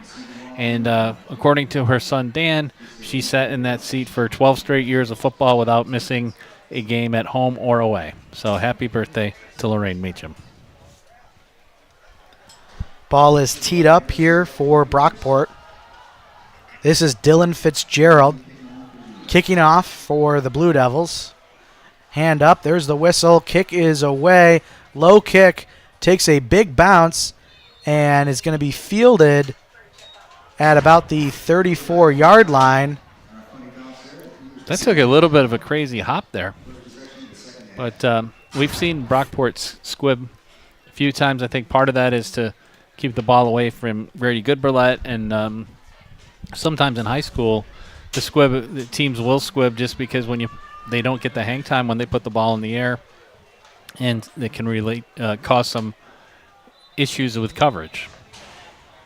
Here's some more special teams analysis for you. I think if you just let that ball go out of bounds, that ends up starting field position at the 40, so it's a 7-yard swing because he fielded it. Certainly there was Brockport Blue Devils racing down the field who could have also made a play on it, but in any case, Cougars start here with a handoff to Finn, and he's cut down by Tyler Davis at the line of scrimmage, so it's going to be 2nd and 9. Right, and when I got my first email from Coach Carella this week, the 4 names in it were Davis and Fitzpatrick, Miller, Fitzgerald, Childs, and Davis. And those are probably the 4 names that we've called the most this afternoon. Yep, all Monroe County, all first-team All-Stars a season ago. And they've stepped up big today. It's Cougars facing 2nd and 9. Meacham hands off to Finn. Finn trying to navigate his way through the offensive line, and he's going to maybe get a half yard, so we'll call it 3rd and 8. And we should mention, Peter, that this Brockport team has a lot of talent on it, a lot of returning players from last year that were on a team that beat East High School, East World of Inquiry, in the Section 5 playoffs last year. So this team has some players with big game experience. Obviously, they lost some players to graduation, but there's players on this field today that have played in some pretty big games against some pretty good opponents. And their last 2 opponents were East and Monroe, as we mentioned. Monroe might be the best team in Section 5. Yeah, we'll talk a little bit more about the upcoming schedule and some of the other teams in Class B and Class A as the injured Blue Devils able to walk off the field under his own power. Looks like that was 62. Colin Vale, offensive lineman, defensive lineman. Yeah, he's the center for the Brockport offense, so hopefully they can get him back in the game because we've seen HFL, who's without their starting center today, have some issues and miscues. So 3rd and 8 now. Meacham to throw. Lofts one up, looking in the direction of Burt Goodberlet, who makes the catch. He's past the 40, and he's going to be tackled inside the 30-yard line. And that injects some life into this crowd here. Big first down for HFL, brought to you by Honeoye Falls Marketplace at HFMP. 7 days of savings means you save every day. Check out their website or circular for details on their daily deep discounted item. You said it, Peter, just what the Cougars needed. And I thought the Cougars caught a little bit of a break there. It looked like somebody on the line moved a little quick before the snap. They were able to do that.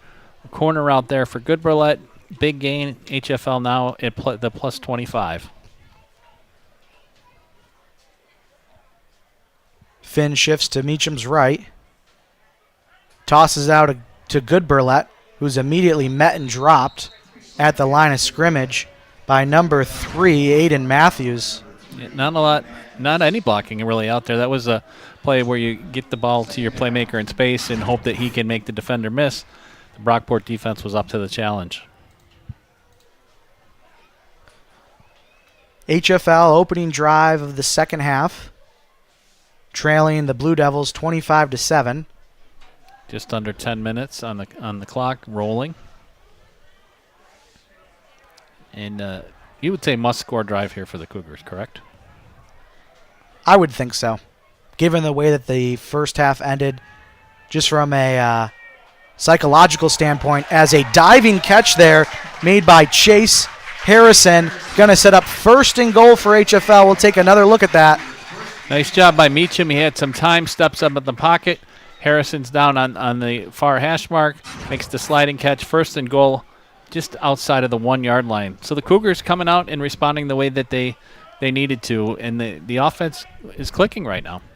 This first down brought to you by HFMP. Treat yourself every Saturday with a slow roasted prime rib dinner and all the fixins from HFMP for only $18.99 each. Think we'll see Finn here. Think so. Hool, the up back, gets the block. Finn powering in, and he's in. Touchdown, HFL. Finn is in. 8:58 to go in the third quarter. Cougars trail 25-13. And we'll see. It looks like Gathercole is coming out to kick the extra point, trying to make it 25-14. But just the perfect drive for HFL there coming out at halftime.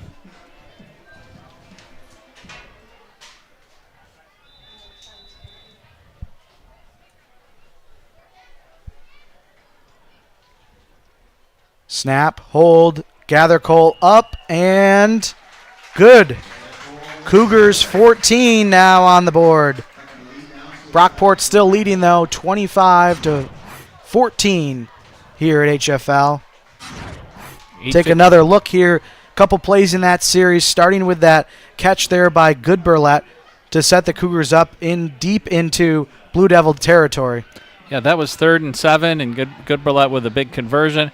And then really just a nice pass down the seam here to Harrison. Diving catch just short of the end zone.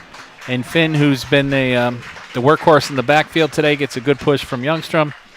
Carries the ball in. It's 25-14. So that's exactly probably what HFL wanted to do coming out of the halftime, was get points on the board and in short order. About just under 9 minutes to go here in the third quarter. HFL kicking back to Brockport. And again, like we talked about at halftime, in that first half, there was a couple of situations when HFL kicked deep and Brockport started with the ball inside their own territory. They got 3-and-out stops on 2 of 3 drives. Right, and I think that's really what the next step is for the Cougars in this comeback attempt. Make Brockport go the long field and make plays. And if your defense can step up and make some of the plays it made earlier, you're going to have a chance. High kick. Going to be dropped there by number 13, Hunter Moore. Have to pick it up, and he's going to be dropped by a host of Cougars inside the 20-yard line. So nice job there on the kickoff team for HFL to pin them back deep. And now for this Blue Devil offense, it seems like they just want to replicate that opening drive where it was just a nice, methodical drive. They came out throwing a little bit more than we expected. Maybe get that balance in, but I would also expect to see Wesley Childs with the football. To me, he's been the one player on Brockport that has been really hard to stop today. Yeah, they've been cycling a couple of different guys at running back, Davis, Miller, and Childs. It seems like Childs has definitely been the one who has done the best so far through the first half. And it's Miller in the backfield right now. We have a stoppage in play. The official is walking over to the HFL sideline. I don't see any flags. So they want to correct the clock here to 8:51. Okay.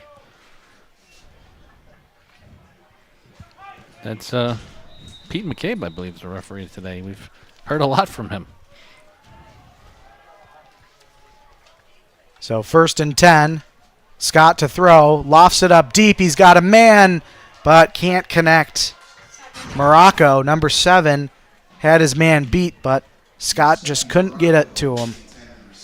Yeah, Morocco definitely had a step, but 30-yard plays are not automatic.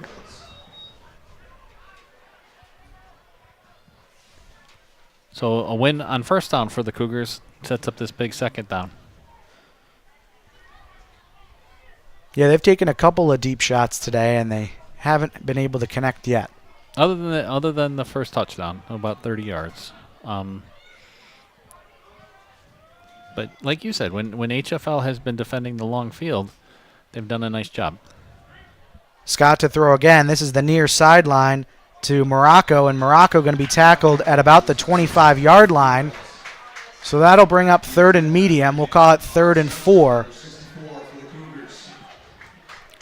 So I think that's a play that's good for both sides. Brockport moves the ball forward a little bit. HFL limits it from being a bigger play, setting up, as you said, this crucial 3rd down.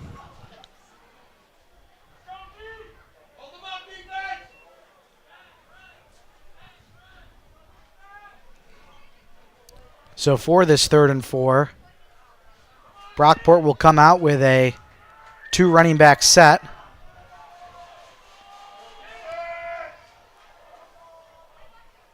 It's a pass play, and just off the outstretched fingertips of Aiden Matthews. So Scott tried to throw a timing route to Matthews, who if he could have hauled that in, that would have been enough for the first down, but can't, and that will bring up a punting situation here for the Blue Devils.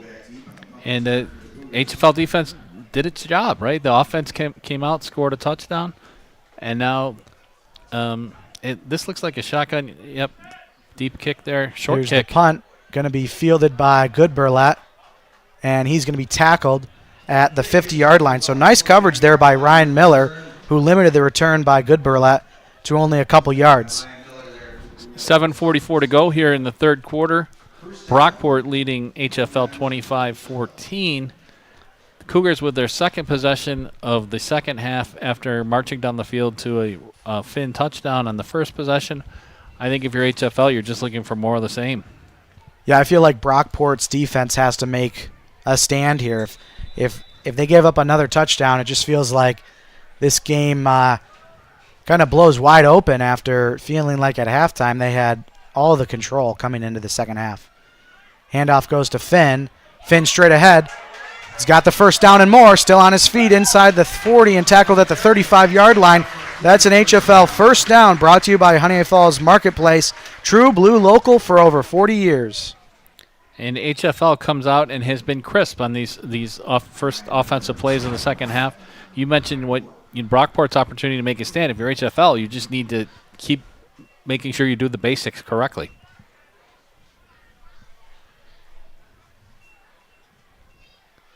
But it is amazing when an offense starts to get some confidence, just how much different it looks when things are not going smoothly. 1st and 10. Hand right back off to Finn. This time Finn's going to be met. Looks like that was number 55, Dylan Fitzgerald, who was the first man in on the stop. Fitzgerald's there, and I think 56 is there too. That's Dylan Baxter. So a couple of Dylans, pair of Dylans on that stop. So 2nd and 10, we'll call it, for the HFL offense.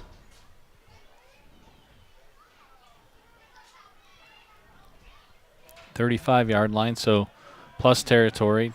Down by 11, I think the playbook wide open for the Cougars here. Here's the snap. And pass goes to Goodberlet, and he's going to be dropped in the backfield. So that'll lose 5 there. I think HFL was looking to take a shot downfield. Brockport had that covered, checked down to Goodberlet, and then Ryan Miller there again. Ryan Miller's having himself a day, too, for the Blue Devils. Yeah, he certainly didn't get fooled. Played great from his outside linebacker position. So now 3rd and 15. Seems like, timeout. Looked like the Cougars had a personnel issue. Yep. I think it was too many men on the field or in the huddle. So that'll mark back another 5 yards. So this will be, we'll call it 3rd and 19. So they keep the timeout, though. They took the penalty.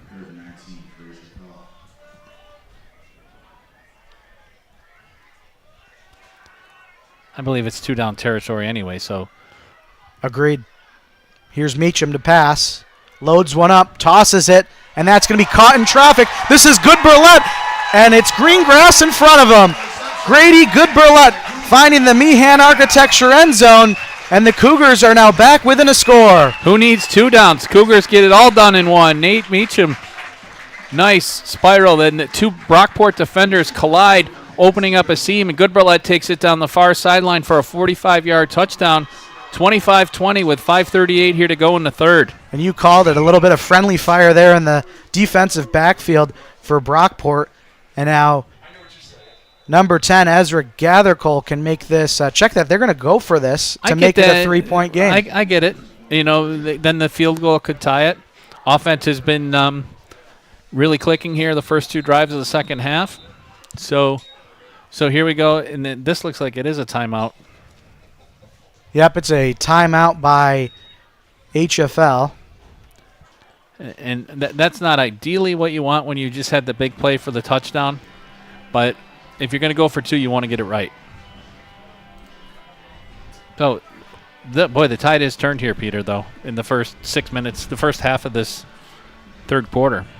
Yeah, I mean, just like Brockport scoring 12 within just about 90 seconds to end the first half, HFL has scored 2 touchdowns in the first half of this 3rd quarter. 3 minutes and 20 seconds apart. So this is a 2-point attempt to make it a 3-point game. That would mean a field goal could tie. And Gathercole had a couple of key field goals a week ago at Eastridge. Here's the pass. Meacham rolls out, fires it, and caught. Grady Goodberlet with the octopus. 8 points for Goodberlet there. Oh, what a play by Goodberlet on that catch. It kind of reminded me a little bit of that Florida State-Virginia game last night. I don't know if you stayed up late to watch that, but the Florida State receiver appeared to catch a touchdown and bobble it, and it was taken away. Goodberlet got it on the second, on the bobble there, makes it 25-22. Yeah, and all the momentum now in favor of this home HFL team and crowd. And Brockport, the 2 Blue Devils teams. Right. We only broadcast so many games a year, and it seems like we're always going against a Blue Devil team. And Brockport hasn't been here in 8 years, so definitely understandable. So Brockport now finds themselves in a, again, not a must-score situation, but definitely they got to try and get a first down here. Got to try and pull together some positive plays. Kind of what we were talking about HFL coming out of the half. Same sort of mentality. The 3 and out, forget about it. I think they got to try and go back to the rushing attack. I'm with you. I think we need to see a little more Childs, maybe a little Davis sprinkled in there, and just try to control the clock and move the sticks. Here's Gathercole with a high kick. Going to be fielded by Moore. And Moore makes a first man miss, and then he's wrestled up and tackled to the ground by Aiden Carney. Nice play by Carney there. Senior playing special teams, wide receiver, defensive back. Once latched on and took the returner right to the ground. And Peter, you mentioned teams that we used to see a lot. One team we did used to see a lot, Bishop Kearney. And just wanted to give a shout-out to Rick Gauze, the former coach. Bishop Kearney, unfortunately, he passed away earlier this month, and he had such a huge impact across Section 5. And, every time we talked to him, he was always very helpful, very complimentary. And he made the difference in the lives of a lot of kids across Section 5. So Rick Gauze will certainly be missed. And here's the handoff to Tyler Davis. Tried to swing it out wide, and he got tackled in the backfield by number 56. That's Blake Fisher for the Cougars. We do have a penalty flag on the field. It's a hold, so that'll march Brockport back 10. And we talked about things that the Blue Devils needed to do to maybe stem this momentum. One of them, it was one thing you don't want to do is commit penalties that set you back. And, just remember and talk to Coach Gauze the few times that we did. Sometimes Bishop Kearney didn't always have the best teams, and the score wasn't always close, but he was always so helpful and so complimentary. And some days, if we had an afternoon game, he would call the morning of the game and just say, hey, I want you to know this. So definitely appreciate men like him. 1st and 20, low snap. Scott throws it off quick and incomplete. He was being pressured. That was number 1, Austin, or check that. That was number 60, freshman Johnny Gutierrez from the middle linebacker position, providing the pressure on Scott, and he just had to throw it probably a little bit earlier than he wanted to. So the incompletion on 1st down will bring up 2nd and 20. And when we talked to Coach Russ this week, we asked him, it's not really, it's our first game that we're broadcasting, but he's seen his team play 3 times. He mentioned his linebacking crew of Gaudieri, Brian Finn, and Peter Webster doing a consistently good job this year. Wonder if Brockport takes a shot play here. Short pass, goes to the far sideline. Ball's out, I believe, Peter. The Cougars have it. And waiting on the official, I saw the little white beanbag get tossed. I think the defensive end, number 50, Maxwell Hoole, is going to fall on top of this and give HFL the ball inside of Brockport's 20-yard line. And you're right. So HFL defense generates a turnover, and the turnover battle has been something that has been not going HFL's way. Now, still not winning it today, but it can set them up with an instant red zone possession here inside Brockport territory. Down 3, field goal ties the game. Touchdown will give them their first lead of the day. We're just under 5 minutes to go in the 3rd quarter, so a ton of time left in this one.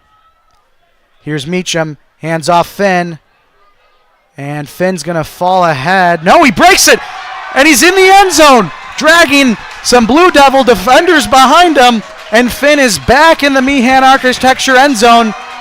Again this afternoon, Cougars take the lead for the first time today, 28-25, pending the point-after attempt. And that's a hat trick for Finn. 3 touchdowns for number 3, and just that strong, determined running, puts his head down, legs never stop.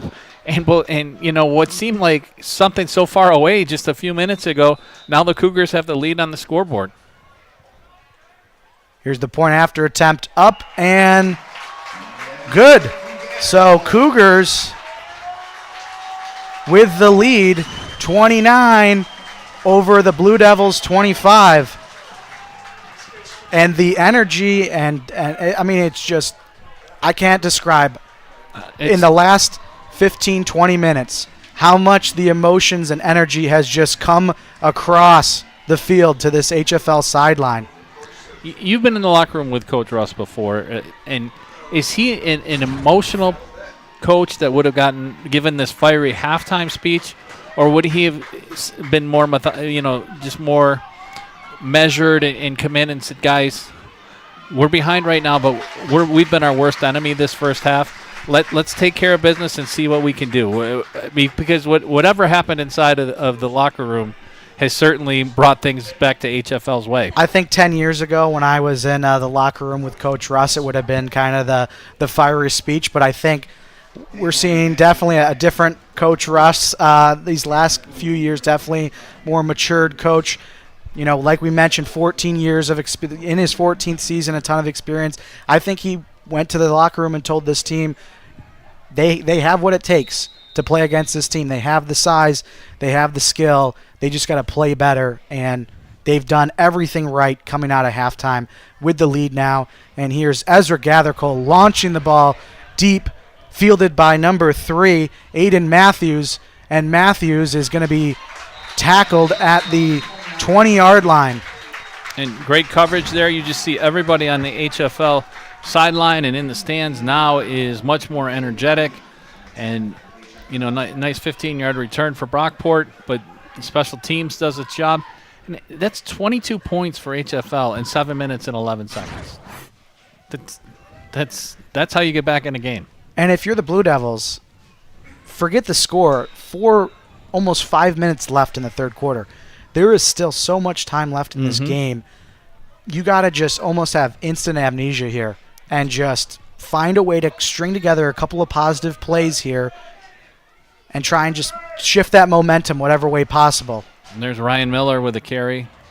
And I think Brockport, they take that. If they can stack 3 or 4 yard runs here for a little bit, kind of take a little bit of the surge away from the Cougars, they'd be fine with that. So we'll call that a gain of 4 on first down. So 2nd and 6 now for the Blue Devil offense.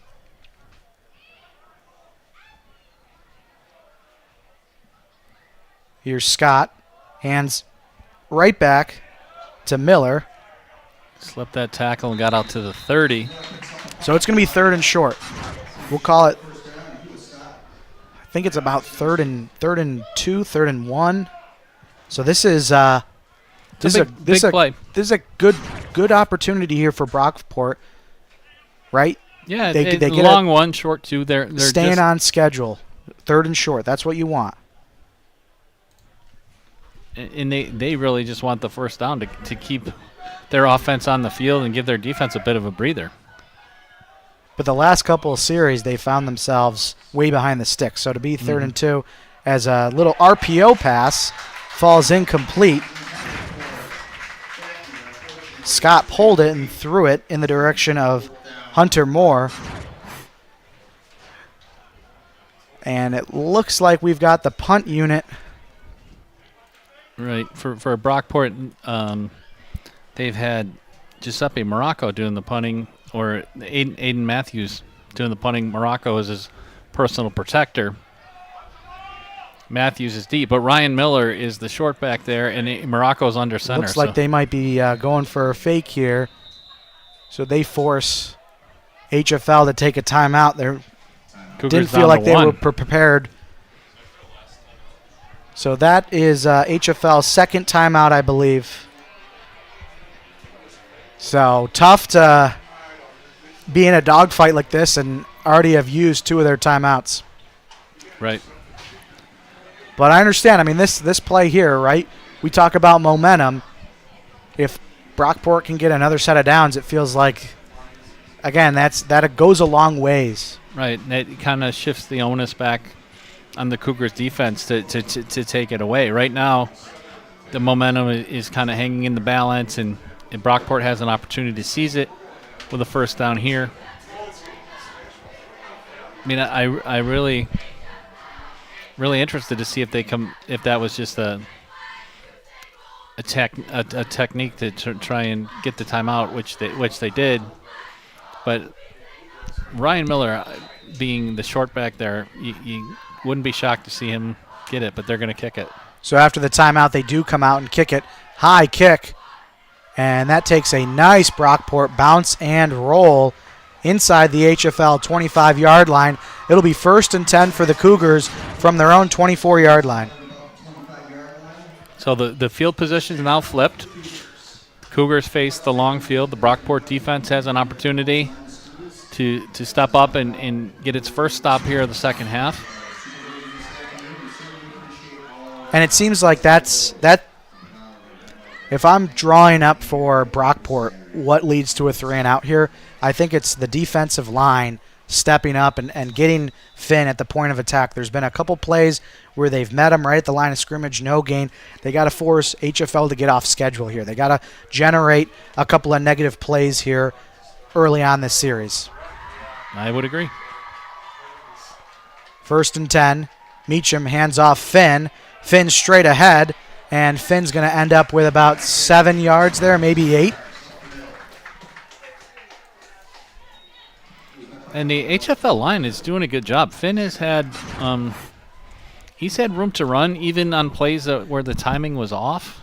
And that brings up one of the Bullfinch Fun keys to the game that we mentioned at the top of the broadcast, the get physical. We've got two teams that like to be physical, and they both have the size, and it was a matter of who was going to kind of own that line of scrimmage. And right now it seems like this offensive line for HFL is owning it over the Brockport defensive line. Handoff goes back to Finn, and this time it is Brockport who's going to win the battle. They're going to maybe generate a loss of 1. Right, and that'll bring it up to about a 3rd and 3. And the one personnel adjustment that I've noticed the Cougars have made here in the second half is Johnny Gutierrez has gone to almost like an H-back position when they've been in on the run situation, so that he can try to serve as a lead blocker. Yeah, so for Finn. They've cycled, I believe, number 66 Cal Grassley in at right tackle, and so that has shifted, I believe, Blake Fisher into the right guard position, and like you mentioned, Steve, Gutierrez has played that up back position. So 3rd and short,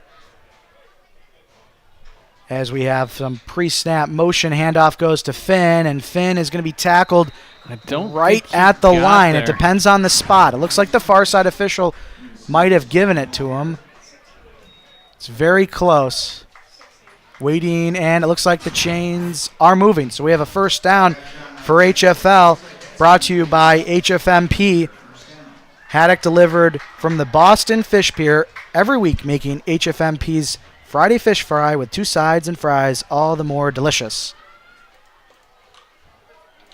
Now the Cougars have had just a fantastic third quarter on offense, and that's a good series for them to get a first down with 3 running plays. Handoff goes to Good Burlett, and Good Burlett is going to be tackled. Do have a flag, so that'll stop the clock. We are under, well, we're just at about a minute to go in this third quarter. And that's going to be a hold or a block in the back on the Cougars, and it's going to set them back 10 or 15 here. Let's see what the official signal is. And it is a hold on the offense. So Cougars will be facing a 1st and 20 with a minute to go. Clock will run, so we'll probably have maybe a handful more plays before the end of the third quarter. HFL has stormed back here to take the lead after being down 25-7 at halftime. They've taken the lead 29-25. Meacham lofts one up, and that's intercepted going the other way. This is number 3, Aiden Matthews. And a huge play there by the Blue Devil defense. And it looked like there was just a miscommunication there by the Cougars. Matthews has made big plays for Brockport all day. And Goodberlet looked like he was the intended receiver. He was surrounded by 4 Brockport defenders. Matthews makes the move to get the ball, sets Brockport up at the HFL 27-yard line. So if the Brockport offense was looking to get on track, they've really taken advantage of the short field all day, and here it is again. And with 38 seconds to go in the third quarter, the Brockport offense is back on the field at the HFL 26-27 yard line. Scott to throw. Scott lofts it up, looking for Haygreen there, and just, again, it looks like their receiver had some separation, but Scott just cannot connect.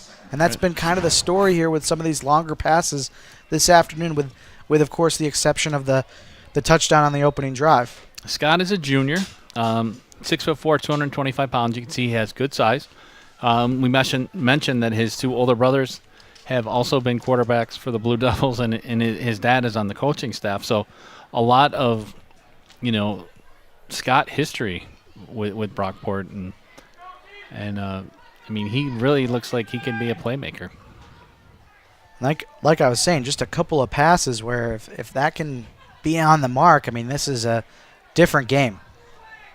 Scott again to throw over the middle, and that's going to be a nice contested catch by Hunter Moore. We'll bring up third and medium. Third and I would fairly short. I think less than 3. Yeah, it looks like the official spot's going to be 3rd and 2. 3rd and 3 maybe. But I think we won't see the play until the fourth quick to quarter. The line here. With 4 seconds, 3, 2, 1, and they are going to let it go to the fourth quarter here. We'll flip the field. We'll take a quick commercial timeout and get ready for the fourth quarter of action. Honeoye Falls Marketplace. Fresh breads, donuts, special cakes made every day from scratch. Our butcher still cuts your meats to order. Doesn't get any better than that. Hot pizza, fish fries on Friday. Order your favorite sub right here. Organic foods and healthy choices. And beer, lots of beer. Honeoye Falls Marketplace. We're true blue local. Uncompromised quality close to home. Today's game also brought to you by Bullfinch Fund. Fans who are sitting on IRA money that they don't know what to do with, or those who want to take control of their 401k money left at an old employer, should give Bullfinch a call at 624-3150. Did you know a working teenager can become a retirement millionaire just by starting a child IRA? Want to learn more? Call your local mutual fund, the Bullfinch Fund, at 624-3150. Bullfinch Fund. Invest right here. And the Meehan Architecture HFL Sports Update. Girls varsity volleyball hosted the Gates Chili Spartans for fall weekend last night and defeated the Spartans 2-1. The girls are currently on a 4-game win streak and will travel up to Eastridge this Monday night. Today's game also brought to you by the Mendon-Honeoye Falls-Lima Sentinel. If you want to follow along local community news, you can check out their various social media channels and visit their website, mhflsentinel.com, for up-to-date weekly community news.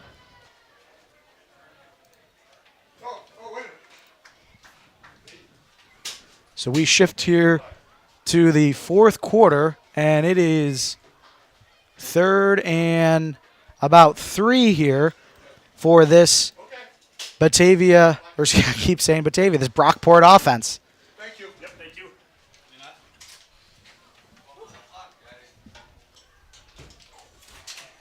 And I would think, Peter, that if Brockport does not convert here, that this would be 4-down territory. And Davis is in there. I don't see Childs in there. That might be him. 32. There he is. I would not be surprised if Childs is the go-to guy right here.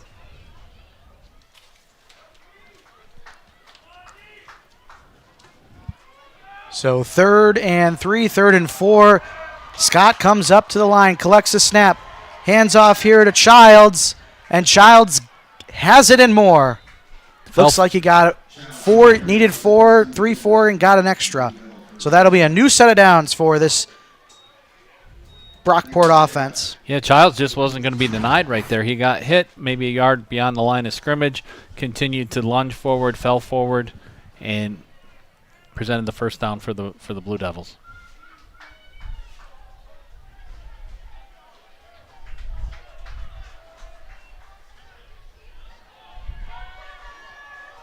So new set of downs, and Brockport can still get another first down. They're at the HFL 15-yard line.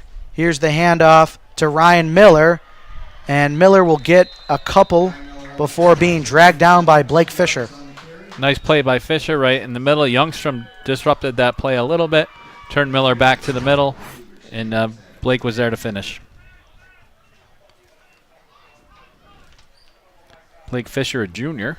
5'9", 185. Having a nice afternoon.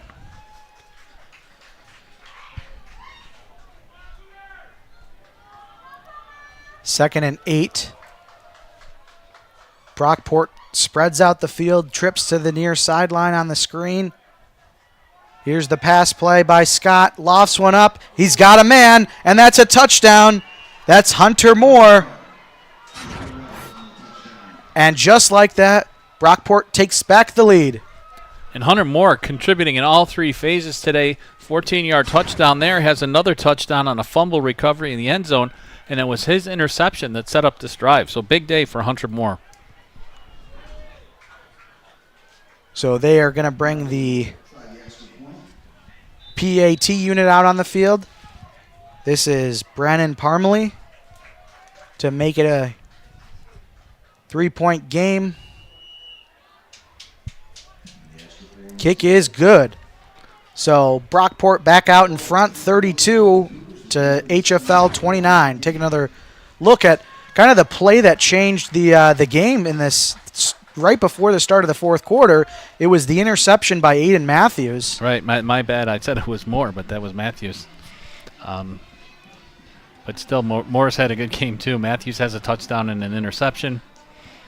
Apologies there. Both have a 3 in their jersey, but there's that wheel route again. They tried to hit the wheel in the first half and weren't able to connect. They've got it right there. That was a beautiful touch pass by Scott. Let his receiver run right underneath it. And the Blue Devils are back out in front, kicking off to HFL.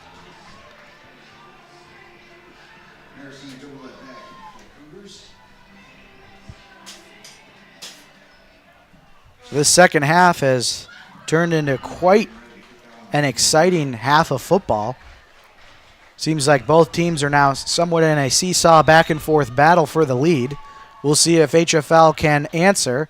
So we have a line drive kick fielded by Goodburlett, working his way up on the near sideline, runs into his own man, bounces off, and is going to be escorted out of bounds at about the 33-yard line. Late flags tossed. And that might be to the benefit of HFL. That could be in the neighborhood of a unsportsmanlike. And we do have an HFL player injured, too, about the 43-yard line. Looks like number 14 for HFL. That's Owen Carney starting defensive end. And you can see it was off to the side, the left side of the screen there, totally away from the play. He was just wrestling a Brockport player, and he's able to get up off the field. Right, good sign there. The officials are talking this over. Here's the announcement. Personal foul Brockport, so that'll add 15 yards. Set HFL up right near midfield, trailing by 3 points.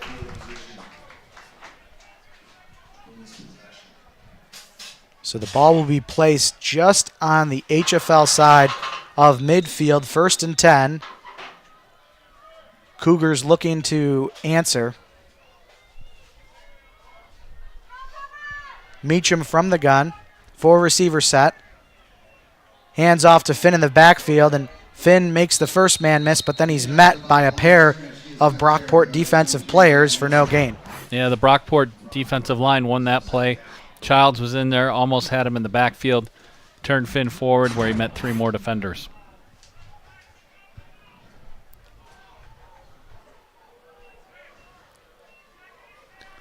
Finn, though, with a three touchdown game, he's been super effective. And one thing both coaches told us, too, is they love the way that their teams compete, and we're seeing that all over the field today. 2nd and 10. Screen play to Goodburlett on the far sideline, and a great open field tackle there by Zachary Haygreen. So that'll bring up 3rd and 10. 3rd and 10, 2 big plays right in a row here by the Brockport defense. 3rd and 11. Yeah, they end up marking it as a loss of 1 on that 2nd down play. And I think the Cougars like to throw that screen to Goodburlett to soften up the defense because they have been able to connect on a couple of plays downfield, one being the 45-yard touchdown. And sometimes you just want to make sure that the defense is playing you honestly. Meacham to throw. Fires over the middle. That's caught. That's number 1, Austin Coyle. He's going to be short 2 yards. It's going to be 4th and 2. Decision time for HFL. I don't think it's much of a decision, though, for Coach Russ. Considering the way things have gone with the punt game, you see him talking to Nate Meacham right near the sideline now. No hesitation. The Cougars are going for it.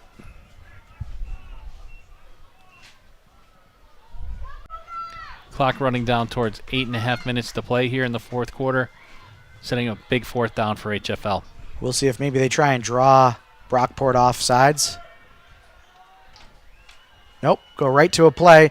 Meacham rolls out to his right, surveying, makes a first defender miss, getting tackled, lofts it up, and that's going to be caught by Finn, who's got the first down. Do have a flag. This could be an illegal man downfield just because the play took so much time to develop. He threw the ball still behind the line of scrimmage. I don't see any of the linemen downfield. I'm wondering what it is. Yeah, it looked like everyone was the flag came from the Brockport. Take another look here, and again, we've got a bit of a skewed angle. But the 5 linemen are right there. Finn, was it maybe the block by Goodberlet on nope, third? It's on the defense. So what a conversion there, and you cannot give Nate Meacham just enough credit for keeping that play alive. It looked very risky when he put that ball in the air like that, down by 3 points, but it worked out. And that was just a lot of determination just to keep the play alive.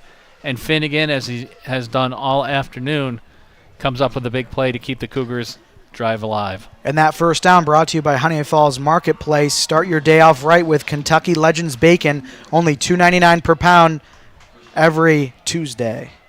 So that was a significant penalty. I missed what the call was, but the Cougars line up with a 1st and 10, ball inside the 15-yard line of Brockport. Here's a snap, design quarterback run. Meacham just lowers his shoulder, falls ahead for about a gain of 1. 8 minutes to go. Meacham has run the ball a few times. Tyler Davis with the tackle there.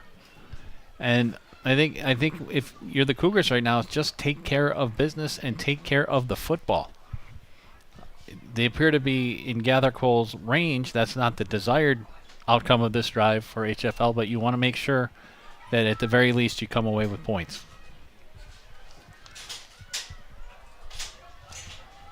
2nd and 9 for the Cougars, coming up to the line of scrimmage. Ball on the 14-yard line.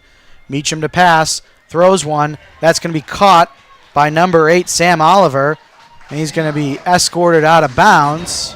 Right around the 10. So gain of about 4 yards there. Oliver tried to keep the legs moving, but again, that Brockport defense, nice play by Aiden Matthews. So it's going to be 3rd and 5, maybe a long 4. Clock is rolling. We're about to hit the 7-minute mark of the fourth quarter. Brockport had just went down the field and scored and got their first points of the second half. They were up 25-7, and then HFL stormed back in the third quarter. Brockport took the lead, and now HFL trying to take it back. Here's the snap. Meacham looks, fires over the middle, and that's intercepted. That's going the other way. Dylan Fitzgerald.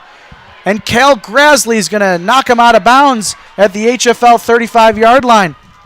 What a play by Fitzgerald. He's been all over the field today. And nice job. The linebacker in his drop right in the middle of the field. Meacham doesn't see him, tries to catch the receiver coming towards the middle at the goal line. And Fitzgerald, for a guy that's his size, high school football, he's 6 foot, 200 pounds, showed some good speed getting out.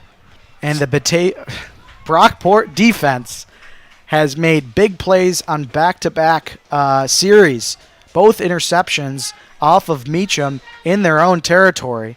So it is now 1st and 10 for the Blue Devils. At their 35. 6:47 to go. They're probably going to try and take some good time off this clock. They'd love to put more points up on the board, make it a 2-score game. Snap, handoff. This is 23, Ryan Miller. Ryan Miller gets a first down past midfield and then tackled at about the HFL 45-yard line, although we do have a plethora of yellow laundry on the field, so this one might be coming back. I think it's the receiver on the outside here with the hold. Going to be a spot foul, though. So they toss the flag at exactly the 45-yard line. So it's going to be 10 yards. So it's just going to be a 1st and 10 all over First again? and 10 when it's all said and done. But how many momentum shifts have we had this afternoon? It's been crazy. So the ball gets placed at the Brockport 35-yard line. So, 1st and 10. It's as if that play never happened, except we lost a couple seconds off the clock, and the clock is rolling 6:30. And we have a stoppage by the officials. And we've got I think it's an injury. Injured HFL player running off the field. That's number 56, Blake Fisher. So subbing in for him, number 42. That's Dario Pringle, checking in at the linebacker position for HFL. 1st and 10, handoff, Miller. And Miller gets tackled at the 39-yard line, so he'll gain about 4 yards on that run. And I think that Brockport's content with that. Miller, we weren't sure how much we were going to see of him on offense today coming off the injury, but seeing that it's a one-score game late in the 4th quarter, I think that Brockport is going to do everything it can to even its record here at 2-2. Yeah, it looks like it might have been a hydration issue there for Fisher. So we're in the later stages of the 4th quarter. It's an unusually hot day here. I guess we're still in September, but kind of the war of attrition starting to settle in as the handoff goes here to Miller, and a nice patient by him, and he's past midfield, and Ryan Miller to the 40-yard line of HFL. So a nice chunk of yards there for Miller. That sets up 1st and 10 for Brockport. A good block there, 2 for Brockport from number 10, Cooper Salvati. Miller, though, you said the word in the call, Peter, patience. A little bit of a jump cut there.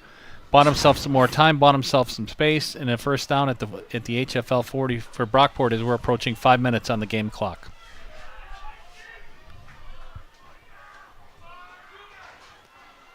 First and 10. And Brockport Brockport has no intention of snapping this ball until the play clock is under 5 seconds. Handoff to Miller. Miller again patient at the line of scrimmage. This time he'll be caught, though, after 2-yard pickup. Yeah, in talking with Coach Corella, Miller just a standout athlete, really good lacrosse player. And Blue Devils missed him the last couple of games, and you can see how important he is to them right now as they're trying to run out the clock here. I don't know if they'll be able to run out the clock, but bleed as much time off it as they can. You can see players from both sides, hands on hips. This has just been a very long game. About 3:45 in the afternoon. This thing kicked off at 1:30. Brockport with the ball, trying to secure this game with a score. As HFL defense, again with another stop after a few yards by Miller.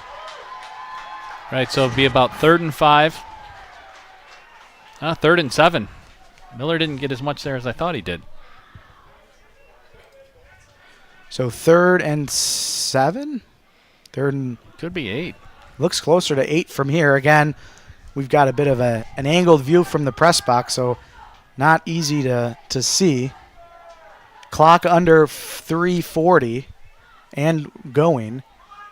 Again, Brockport just waiting for the play clock to get under 5 and then snapping. Here's Scott to throw, fires over the middle. That's caught. That's Zachary Haygreen, and he's going to score. Big 3rd down conversion for Brockport there. We talked about how there's been a couple of missed opportunities. That opportunity was not missed. You've got Haygreen on the crossing route, gets past the defender. Nobody deep to slow him down. Once he gets the ball in his possession at the 20, he's off to the races in the end zone. So that was a tremendous drive there by Brockport. Ends in a score, but it also took the clock all the way down under 3.5 to play. And this is to make it a 10-point game for the Blue Devils. Kick down and up and good.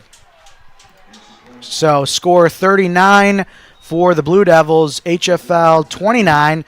As we mentioned, about 3.5 to go. Here's a look at that red zone interception by Fitzgerald. Fitzgerald runs the ball back out. Nice return to about the 36-yard line. And then Ryan Miller, heavy dose of him. Here's that fantastic run he had with a cut to the outside, getting the ball into HFL territory. And I'm sure we'll see the play to Haygreen coming up right here. 38-yard touchdown, 3rd and 8. Scott with a nice ball high where Haygreen could get his hands up and catch it. And once Haygreen secured it, he wasn't going to be stopped. And while we wait for this kickoff, we can talk a little bit about the history between these two teams. They have only played 4 times, as far as I could tell, since 2004. They played 4 times between 2012 and 2019. Brockport won every game by a total score of 164-40, including 2 shutouts. So it's been a little bit of time since these last 2 teams have played each other, but this has certainly been the most competitive we've seen in a while, as Sam Oliver fields it for HFL, and he's going to be tackled, falling ahead past the 35-yard line. Cougars will set up 1st and 10 at their own 36. And now it's go time for HFL. That score gives them a 10-point deficit with 3:19 to play. Expect Meacham to maybe have that intermediate passing game. The clock does initially stop for first downs, and with HFL only having 1 timeout, clock management is at a premium right here. Yeah, they're going to have to score very quickly. There's no 2-minute warning, 2-minute timeout. So the only way that they can stop the clock if they're able to score here is with that single timeout or forced incompletions from Brockport. Or run out of bounds after they catch it, too. They got to use the sideline as an extra teammate. Meacham to throw over the middle, looking for a screen play, and that was blown up by number 23, Ryan Miller. Good pressure by the interior of the defensive line. Miller stayed at home, able to beat his blocker and turn that into a negative. They're going to say that, yeah, it's a negative play for the Cougars. The down marker right now doesn't match the spot of the ball.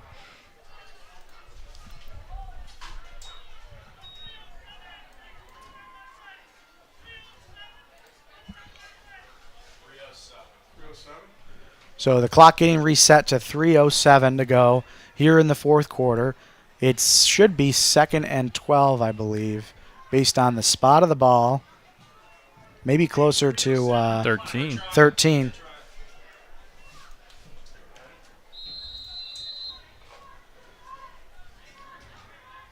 So clock rolling, hitting 3 minutes right now.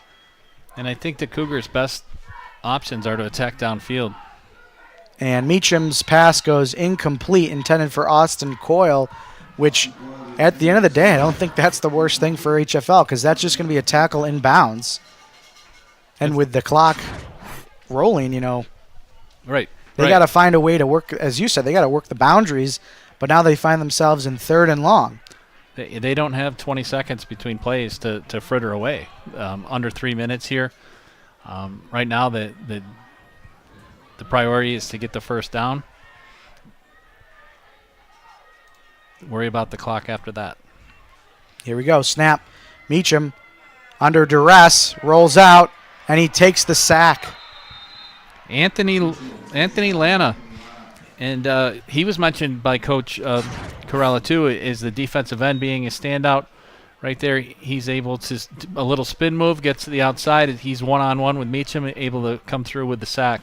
And Meacham's hurt. He had gotten up initially, and then he went back down. He took a pretty good hit, and it was the tackle kind of twisted and contorted his body. So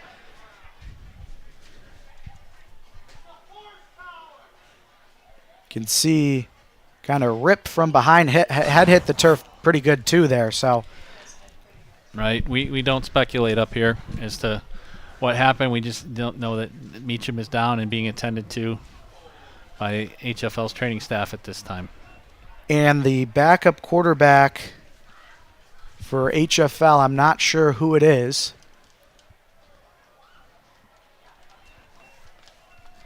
It could be I wouldn't be surprised if they, if maybe in an emergency situation, they don't really have, I'll say, a true backup. So as Meacham's able to get up off the field, and he's going to walk off the field under his own power to the cheer of the home crowd. And a nice gesture of sportsmanship, too, there. Aiden Matthews, you saw reach across, give Meacham a high five. And those two have been competing hard all day long. Matthews has had a great game.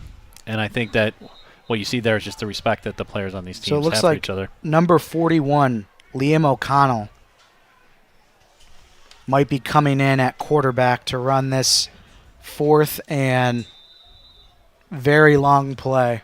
Liam is a sophomore, 5'10", 170 pounds. I believe he's normally the quarterback on the JV team, Peter. So here we go. Here's a snap, and it's just going to be a run play by O'Connell. And he's going to get up to about the 30-yard line. Obviously, that was 4th and 22, so that's going to be a turnover on downs. Brockport will take possession, 1st and 10 in HFL territory. And in that case, there really wasn't a lot that the Cougars could do. You have quarterback coming in cold, 4th and 22, down by 10 points. There's not a lot of options, and they just tried to see if maybe that Anthony could break a play. And I believe with Liam O'Connell, with 2:12 to go, Brockport can maybe just take a knee and end this one. HFL with only 1 timeout left. Looks like nope, they're going to run a play here. Probably just a safe run. They might need one more first down. Here's the handoff. And that's going to be stopped. That was number 20. Tyler Davis. And he's ripped down by Wyatt Weeble. Wyatt's had a good game for the Cougars. So Cougars do not stop the clock, so it'll continue to roll. That'll let us talk about the upcoming schedule for both these teams, starting with Brockport, going to be moving to 2-2 after today. They are home next week against Batavia, who coming into this weekend was undefeated. Not sure what their final score was last night. Meanwhile, the Cougars will go back on the road. They're going to face East High next weekend before coming back home to host Monroe on Friday, October 10th. That game, of course, will be carrying live. The Sentinel will be broadcasting that game live from here at HFL Monroe. Also coming into the weekend undefeated. They played earlier today. I believe we do know their score. It was 16-0 winners over East. So that was one of the better games in Section 5 this weekend. 2 of the better teams. And you mentioned Brockport's at home next week. They're not 100% sure where that game will be played. They're hoping that their stands are cleared and they're able to be at home. But if they are not able to play on their home field, I think they'll play an alternate location and possibly even SUNY Brockport. So we do have a delay of game with 42 seconds left. So that will stop the clock. They'll move the ball back 5 yards. So it'll be 3rd and 15 with 42. So they'll be able to take a knee, but then they can't. They gotta run around here for a little bit, take a couple extra seconds off, and then take the knee, and then that will be it. And I think if you're Brockport, you've got to be really proud of the response that this team had. Having the big lead at halftime, falling behind after 3 quarters, and then coming back and scoring both touchdowns here in the 4th quarter to get the 10-point road win. And with about a 3-second differential between the play clock and the game clock, Brockport does not have to run another play. It's 4th and 20. But that should be it. Both teams starting to high-five one another. That'll be the final here at HFL. Brockport wins it 39-29. They spoil homecoming weekend for the Cougars. But what a well-fought game by HFL. We thought might have been out of hand a little bit at halftime. It was 25-7 in favor of Brockport. HFL got right back into the game in that third quarter, but that fourth quarter, that final stanza was won by the Blue Devils, and that made the difference here today. We'll take a quick look at the highlights from this afternoon. Here's the opening touchdown, first drive of the game. Aiden Matthews, who made some key plays all afternoon, 31-yard touchdown catch, 7-0 Blue Devils. And then later, Wesley Childs with the 4-yard run. With the 4-yard run, and then the block by August Youngstrom on the point-after attempt. Here's the big run by Brian Finn that really kind of jump-started HFL's offense. 53-yard run takes HFL inside of the Brockport 20-yard line. And it came at a time when the HFL offense needed a big play. And then shortly after that, it was the screen back to Finn, and he capped off that drive, getting HFL their first touchdown of the day. And the first of 3 on the day for Finn. He had a great game. And that was 8:51 to go in the second quarter. HFL started to have some issues on special teams late in the half. This fumbled snap led to a Brockport possession. Tyler Davis on the swing pass breaks a tackle at the 20-yard line and is into the end zone. But then again, HFL was able to stop the 2-point attempt. And then one of the last plays of the first half, it was the punt that was muffed, or rather the snap was fumbled into the end zone, and then Brockport was able to steal it from the punter and score.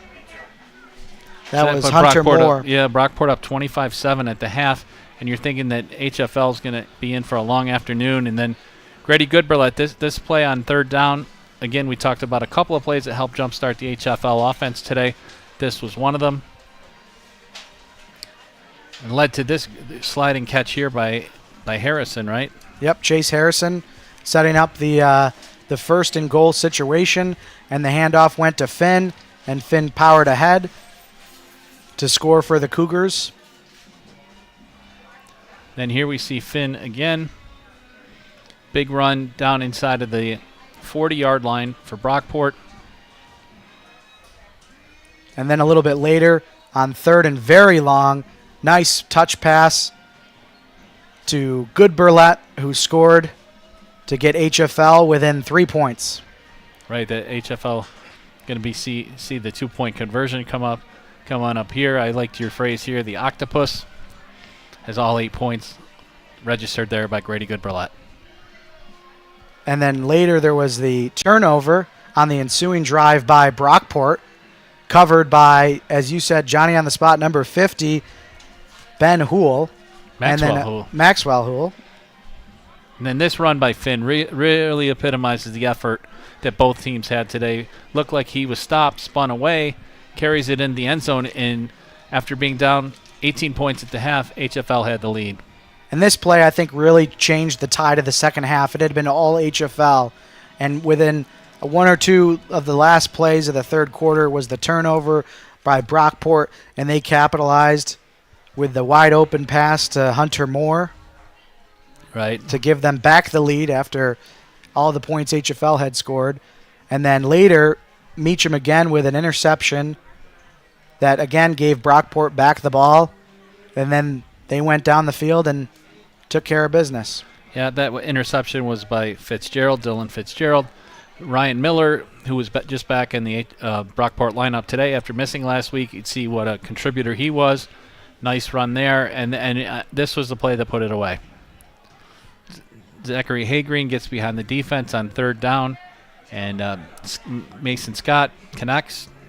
Long touchdown, put the Cougars down by 10, and they were unable to creep any closer. And that's the final from HFL 39-29. As we mentioned, next game on the Sentinels schedule is in 2 weeks. Friday, October 10th, HFL will be hosting Monroe. We'll see if they're still undefeated in a couple weeks here when they come to HFL. HFL plays at East next week, and as we talked about, Brockport is hosting Batavia, location to be determined. Thanks so much for tuning in. This has been a real exciting game. Brockport, like I mentioned, able to spoil homecoming for the Cougars, getting the win and continuing their their dominance over HFL in recent years. Until next time, I'm Peter Carosa, joined along by Steve Bradley for this afternoon's broadcast. Do want to thank our crew on Instant Replay, Oliver Hansen, and operating the camera up top tonight, this afternoon, Chris Carosa. Thanks to all of our sponsors and thanks to all of our viewers. Until next time, thanks for joining us.